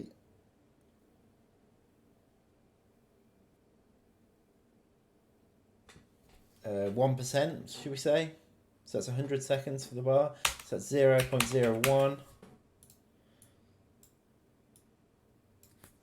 So the bar is its current value minus 0.01 times the time that's passed.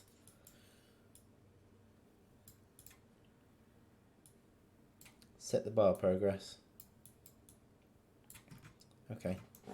So that should constantly tick the bar, at least. I'm going to skip straight to this point now. So we're testing this point. Economy's ability to withstand such overwhelming assaults is incredible. I wonder, how will they handle a sustained flow of aggressors? Let's actually check that is ticking. Oh, it is. It is ticking. Bar progress 0. Ah.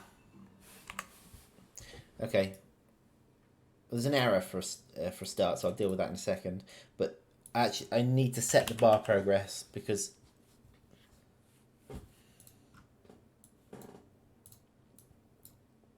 I don't just pass it through. I set it and then pass it through. Else, we're just starting off with 50% each tick, which is not going to get us anywhere. There we go. Okay. Right, that we should see it tick down now. Economy's ability to withstand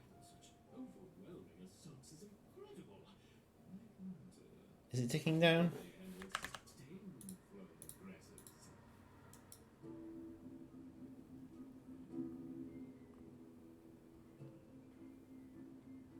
It is ticking down.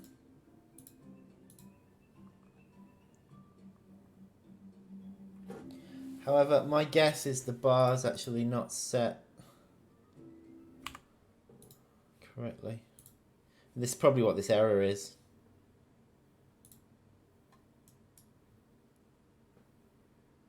Okay, there's an issue here. Access none. Okay, so the tube bar meter is not being set.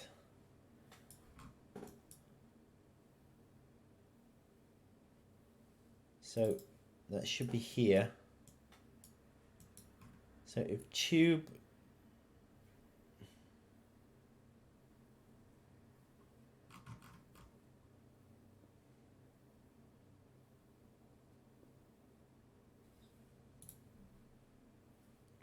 I'm a little bit confused here. Tube progress meter.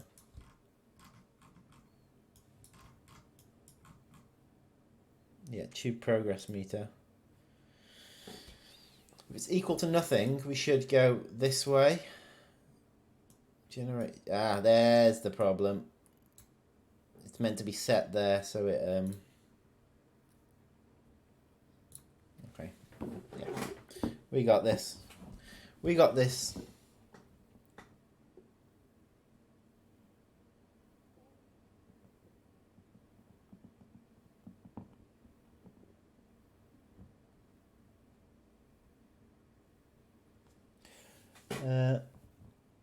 And for me, seeing the steps hard. This new time. I was wondering what engine to start for difficulty sakes. It's difficult. It's difficult for me to say. I learned what I did was I learned some C++ and then started using Unreal Engine. So I just went straight for that. But I had a foundation in C++. By the time I got to Unreal Engine, which is us creating the original engine for the game, kind of gave me this foundational knowledge of C++. So I didn't actually try. I mean, the other engine that people use is Unity. And as far as I'm aware, it's a very capable engine. I know games made in Unity sometimes get a bit of stick, but my guess is that they're probably the games that use stock assets and that sort of thing. You can make some very good games in Unity.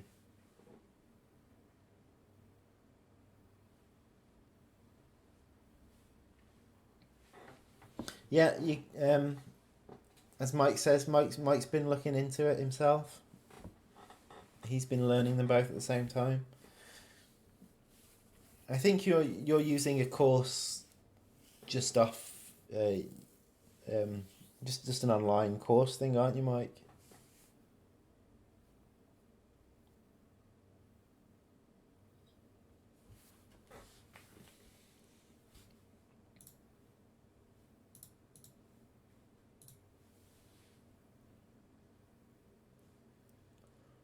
Right, so this should work now. I said that last time. There we are.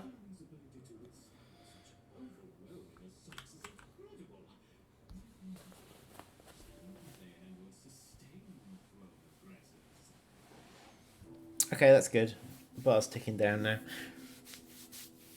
Right, back in 1 second.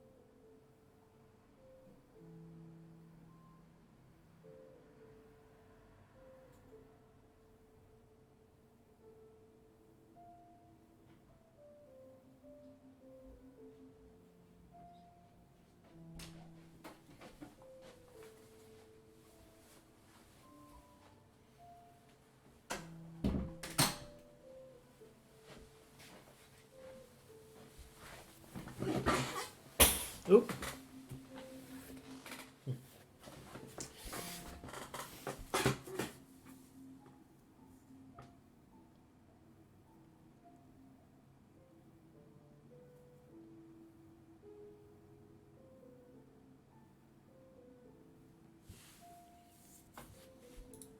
Right. My bar's at 0.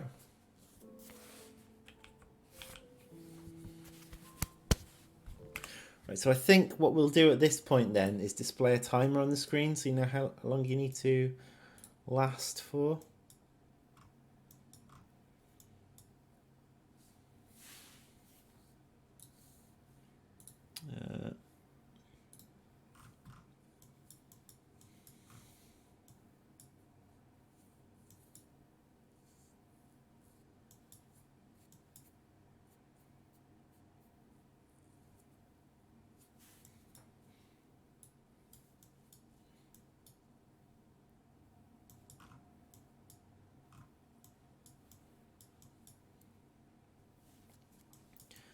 So, and we also need to activate the tube.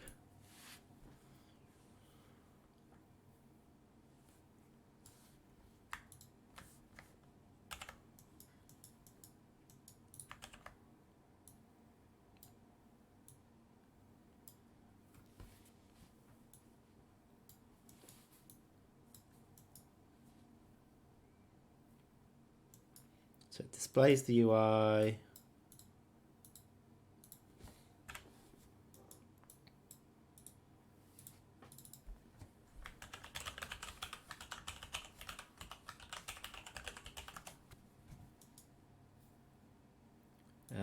Okay, so I need to decide how I'm going to deal with level 2 and level 3 ants, whether they count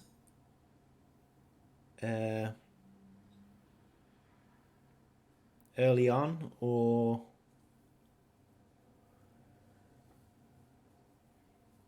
I'm not even sure if they should count as an extra one, but I guess it does make sense if you invested one way or another. Yeah, maybe you get a slight advantage then if you've upgraded.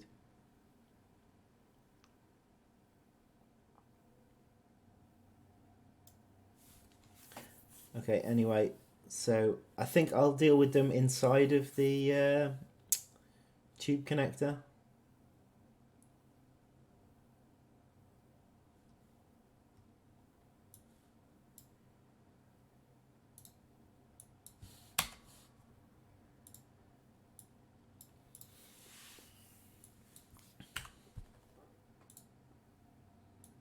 Right, so how much should each ant affect the bar?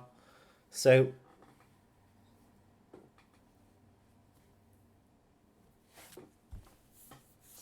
an ant, should an ant be 1%? No, it's going to need to be more than that.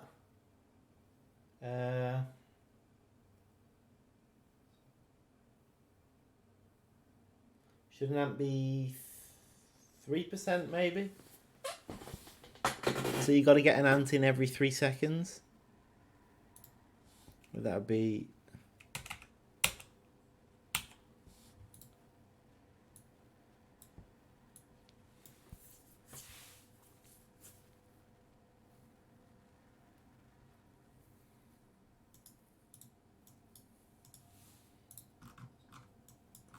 Also need...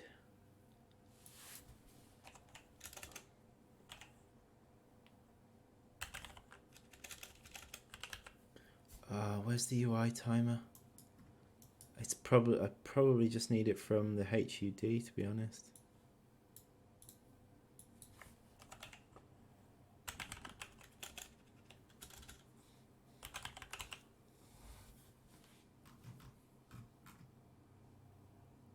I can't remember how you do UI timers.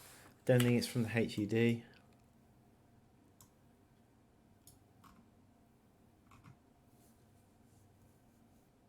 I'll have a look in a minute.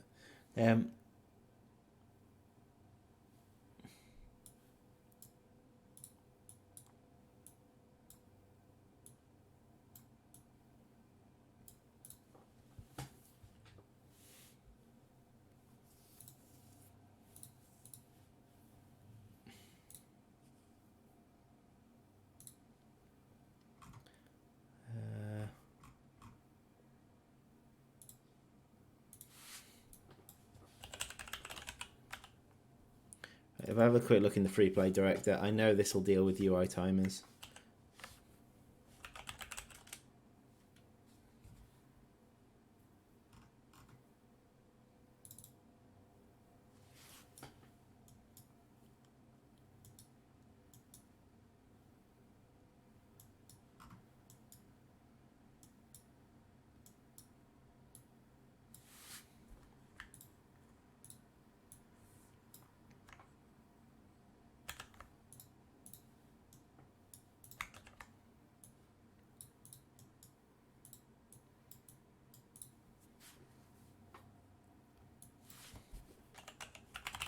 I actually think I've got to constantly set this from what I remember. So I set it to, for example, 60 seconds. I don't think it ticks down automatically. I think I need to tick it down elsewhere. But we'll see. We'll see.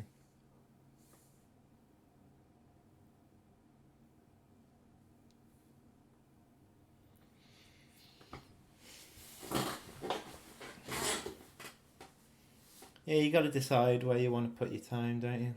Oh, we're running out of time, by the way. I've only just noticed. Right, I'm going to give this a test. Then I will talk. I will have a bit of a talk. We'll have the talk about what's going on and what changes have been made recently.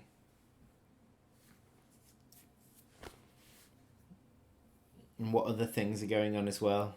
Why do I have a giant Mac sitting next to my computer? That sort of thing. So my guess is the timer won't tick. Oh, it needs a net title as well.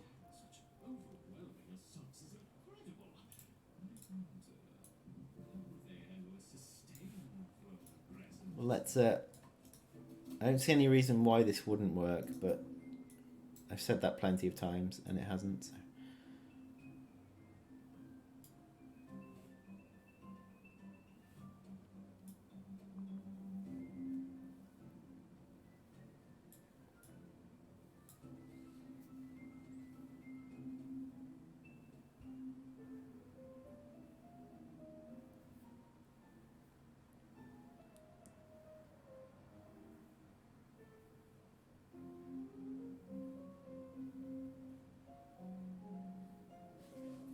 That seems fairly sensible.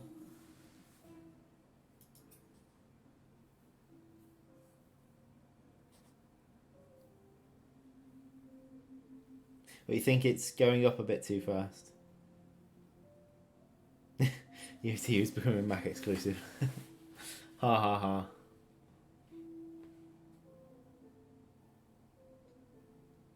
Yeah, I think it probably is going. But then again, I've just built a load of workers for free.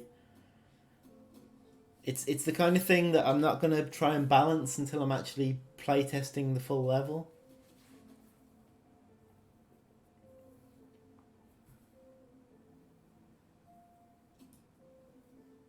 And you have to remember, I haven't added in the enemies yet. There's going to be enemies on the surface that you've got to fight on your way. In fact, what you'll probably be doing is trying to fight them with your other ants, and then having your workers in a separate group with combat off, trying to beeline for the tube.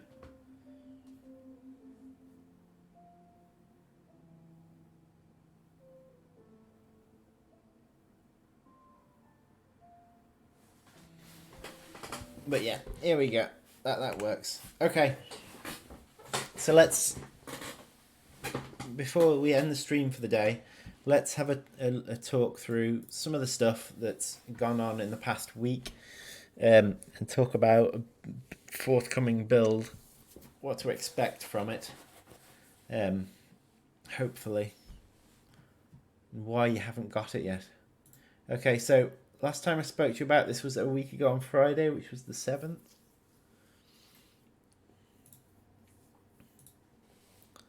And I can see on that Friday, there was word of me rebalancing Ubers.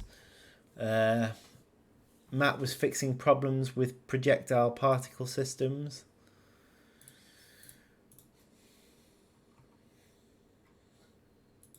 I was dealing with pickup issues. Now, I haven't actually addressed the pickup issues yet.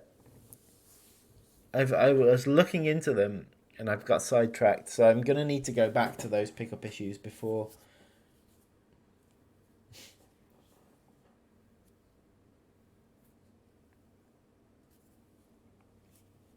Yeah, we could switch tube location.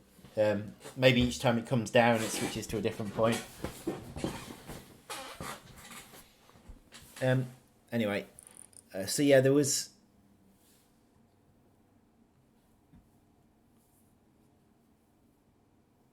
Yeah, marker prevention now happens on the level.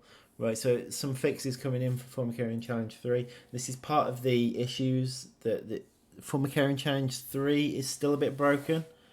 It's not actually that bad anymore, but if you put ants walking towards where the connector should be, they will basically assume that they can walk over the bridge even when the bridge is closed. So they're just kind of walking into the wall. So yeah, we still need Liam to look at the movement code for that.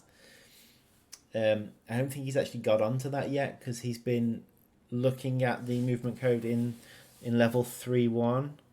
Now in level 3.1 there's nav mesh modifiers in place, so the computer doesn't take shortcuts across the map, it takes specific routes. And Liam has had to remake these with his new movement code. I believe he's close now, but in testing that, he then came across multiple other movement issues. He had one issue where a major got stuck in a bridge, and like inside a bridge, like in a ramp. Sorry, and he had other issues as well. I'm not sure how far he's got through them, but hopefully over the weekend he should have got enough of them dealt with that we can release those levels. Now, when we can bring the formicarium story mode back, it will come with the difficulty levels on the formicarium challenges 1 and 2, but also the challenges for level 3.1 and 3.2, which is the forage flies. Now, the forage flies have not yet been balanced, and that'll be part of the part of that is people giving it a test and see how it feels. The forage flies they appear as an icon on the mini map, but you can also see them physically, but they are hard to see because they're flies. So you need to keep an eye on the mini map really, and you either avoid those areas or only send in upgraded ants to those areas. Something else that hasn't yet been done is the minims on the back of the majors, which is meant to be part of that. I'm going to write that down here so I can remind Matt that needs to be tackled. But minims on level 3 major. It's also the Medea as well, and Medea backs. To fight off fireflies.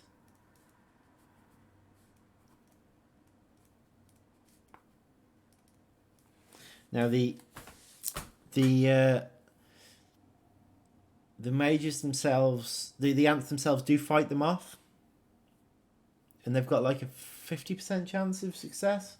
But if they fail, they get injected and they will die in 2 minutes' time. And during that time, they're also massively reduced abilities.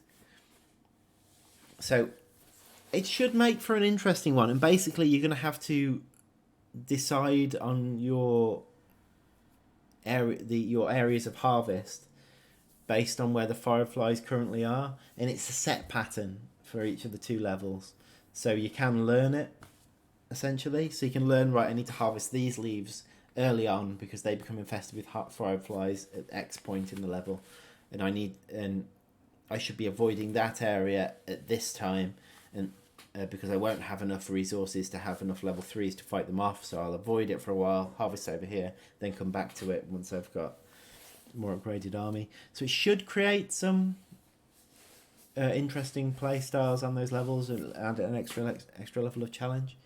So those two things will be coming when the campaign is coming. The achievements won't be in place yet. They are in place in the game, and if you're offline, you will actually see you might even actually see the completion of them come up when you've succeeded, but it won't register it with Steam, so you won't actually finish the achievement. And that's for formicarium, for the first tier of the formicarium.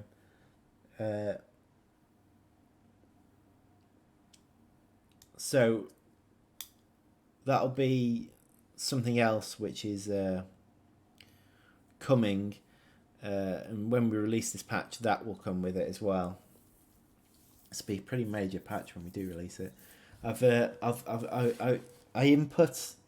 I've got prepared the achievements for the second tier as well, but we haven't created the icons and that sort of stuff for them yet, so they won't be part of it.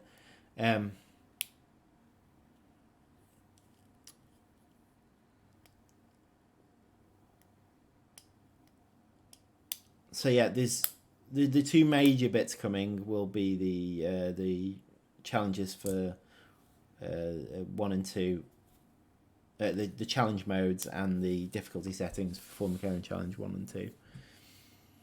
I'm just going to quickly continue through the list of changes, but Liam hasn't submitted much in his changes. He's been working on it and he hasn't submitted it. I think he's going to submit it all in one go, so I don't really know what Liam's changed himself. So there's a bug where the Devil's Coach horse and Rove Beetles were making a munch sound when they were spraying, so that's been dealt with. Moved a food item that wasn't in a cavern in embankment. Increased search radius to 1 when dropping an item, so there should be less failures of creatures dropping food items or ants that end up getting removed from the game because they're in a wall. So that instead they should teleport out the wall if they get dropped whilst they're holding it into a wall.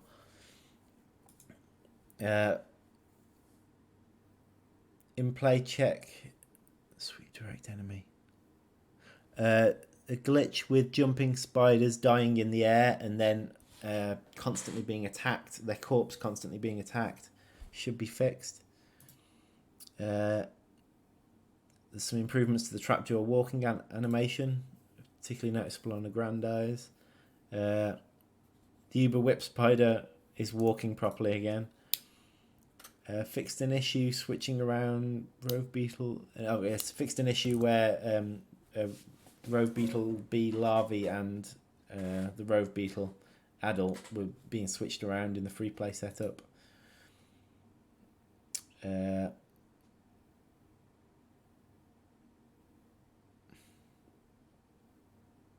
There's some spline glitches that should be fixed. So there was an issue where you place a marker down and the arrows drawn to it would go past it and loop back. That should be fixed now. And also the arrows should be going in the right direction.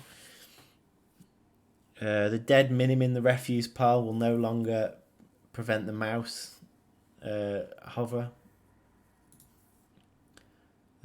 Photo mode is forced off when the menu is opened.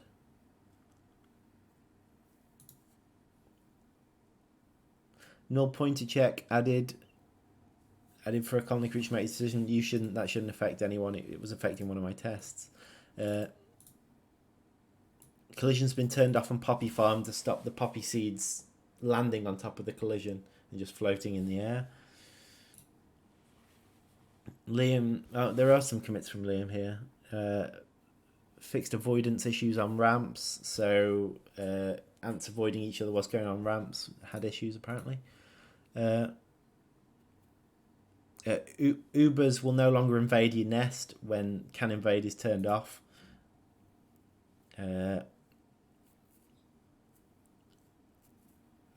Fixed an issue with the woodworm floating in the sky. Fixed a bug where ET a random point would make creatures spawn up and down cliffs when it's too close to the edge. Change collision profile on the big stem. Oh, that's in level 3.1. There's a big stem that was causing an issue. It's alright, that's been dealt with. EOT random point could still overlap neighbouring tiles. Should be finally fixed now. So that was that would be affecting multiple things. Change collision settings and capsule sizes of a couple of plants. Improved debug info of blueprints. That was the last thing Liam committed, which was him just producing better debug info. Yeah, the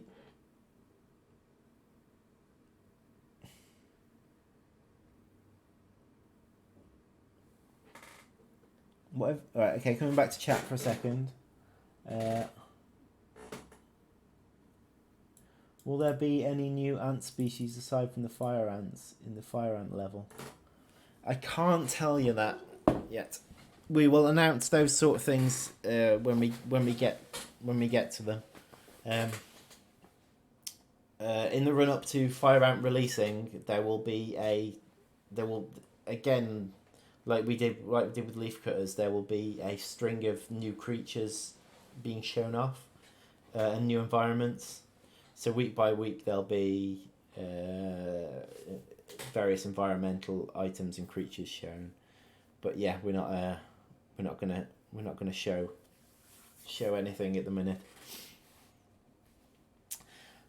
Okay, and this week as well, I've been trying to set up the Mac ready for making Mac builds. Like I say, we bought a new Mac because the other Mac we were using was getting on a bit. I've got that next to me on my desk now. I'm not a Mac user and I'm confused as hell at a lot of it, but I will be figuring that all out. And we should be. I'll also be trying to figure out I can't remember what it's called, but you've got to get your applications verified by Mac or something at the minute. It's part of the new update they released on Mac, so we'll be looking into doing that. But yeah. Did you like when the whip spider came in when you played that level? Yeah, we showed lots of creatures, but I think we completely avoided showing that one until it came out.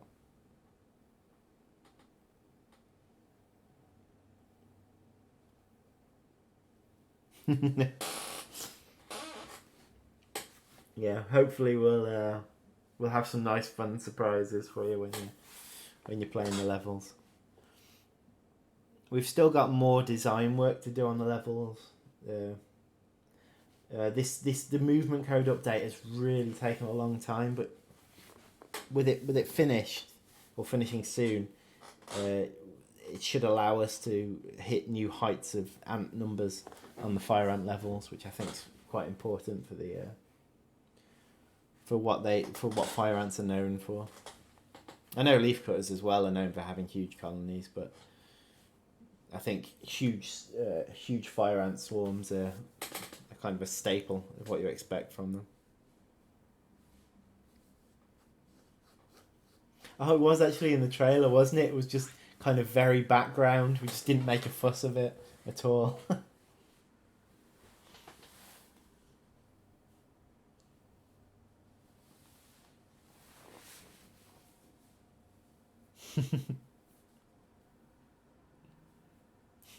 Right.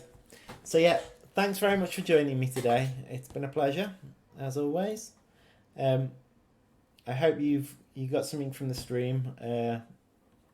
I'm going to continue work on this level. Basically, this level's giving me something to concentrate on whilst Liam's getting the other things fixed. I don't know when this level's going to be ready. I think it's slightly more complex than some of the other levels we've done so far. Although I haven't actually had to change the level at all because, like the graphics and the layout of the level, it's based on the other level. But yeah, so I'm going to continue working on this in the forthcoming week. and hopefully over the weekend we should get. I'm gonna get a build out. Now whether that build includes the campaign stuff will depend on how much Liam can get done today.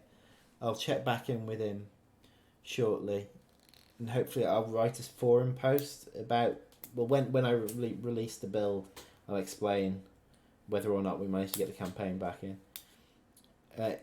In fact, we might be able to get the campaign back in, but still with a few bugs, because the bugs aren't that terrible actually. So I might just release the build with the campaign in, even with a few bugs, and just warn people what the bugs are to look out for. That might be worth it, because then at least people can start testing, and we can start getting the challenge in the place it needs to be.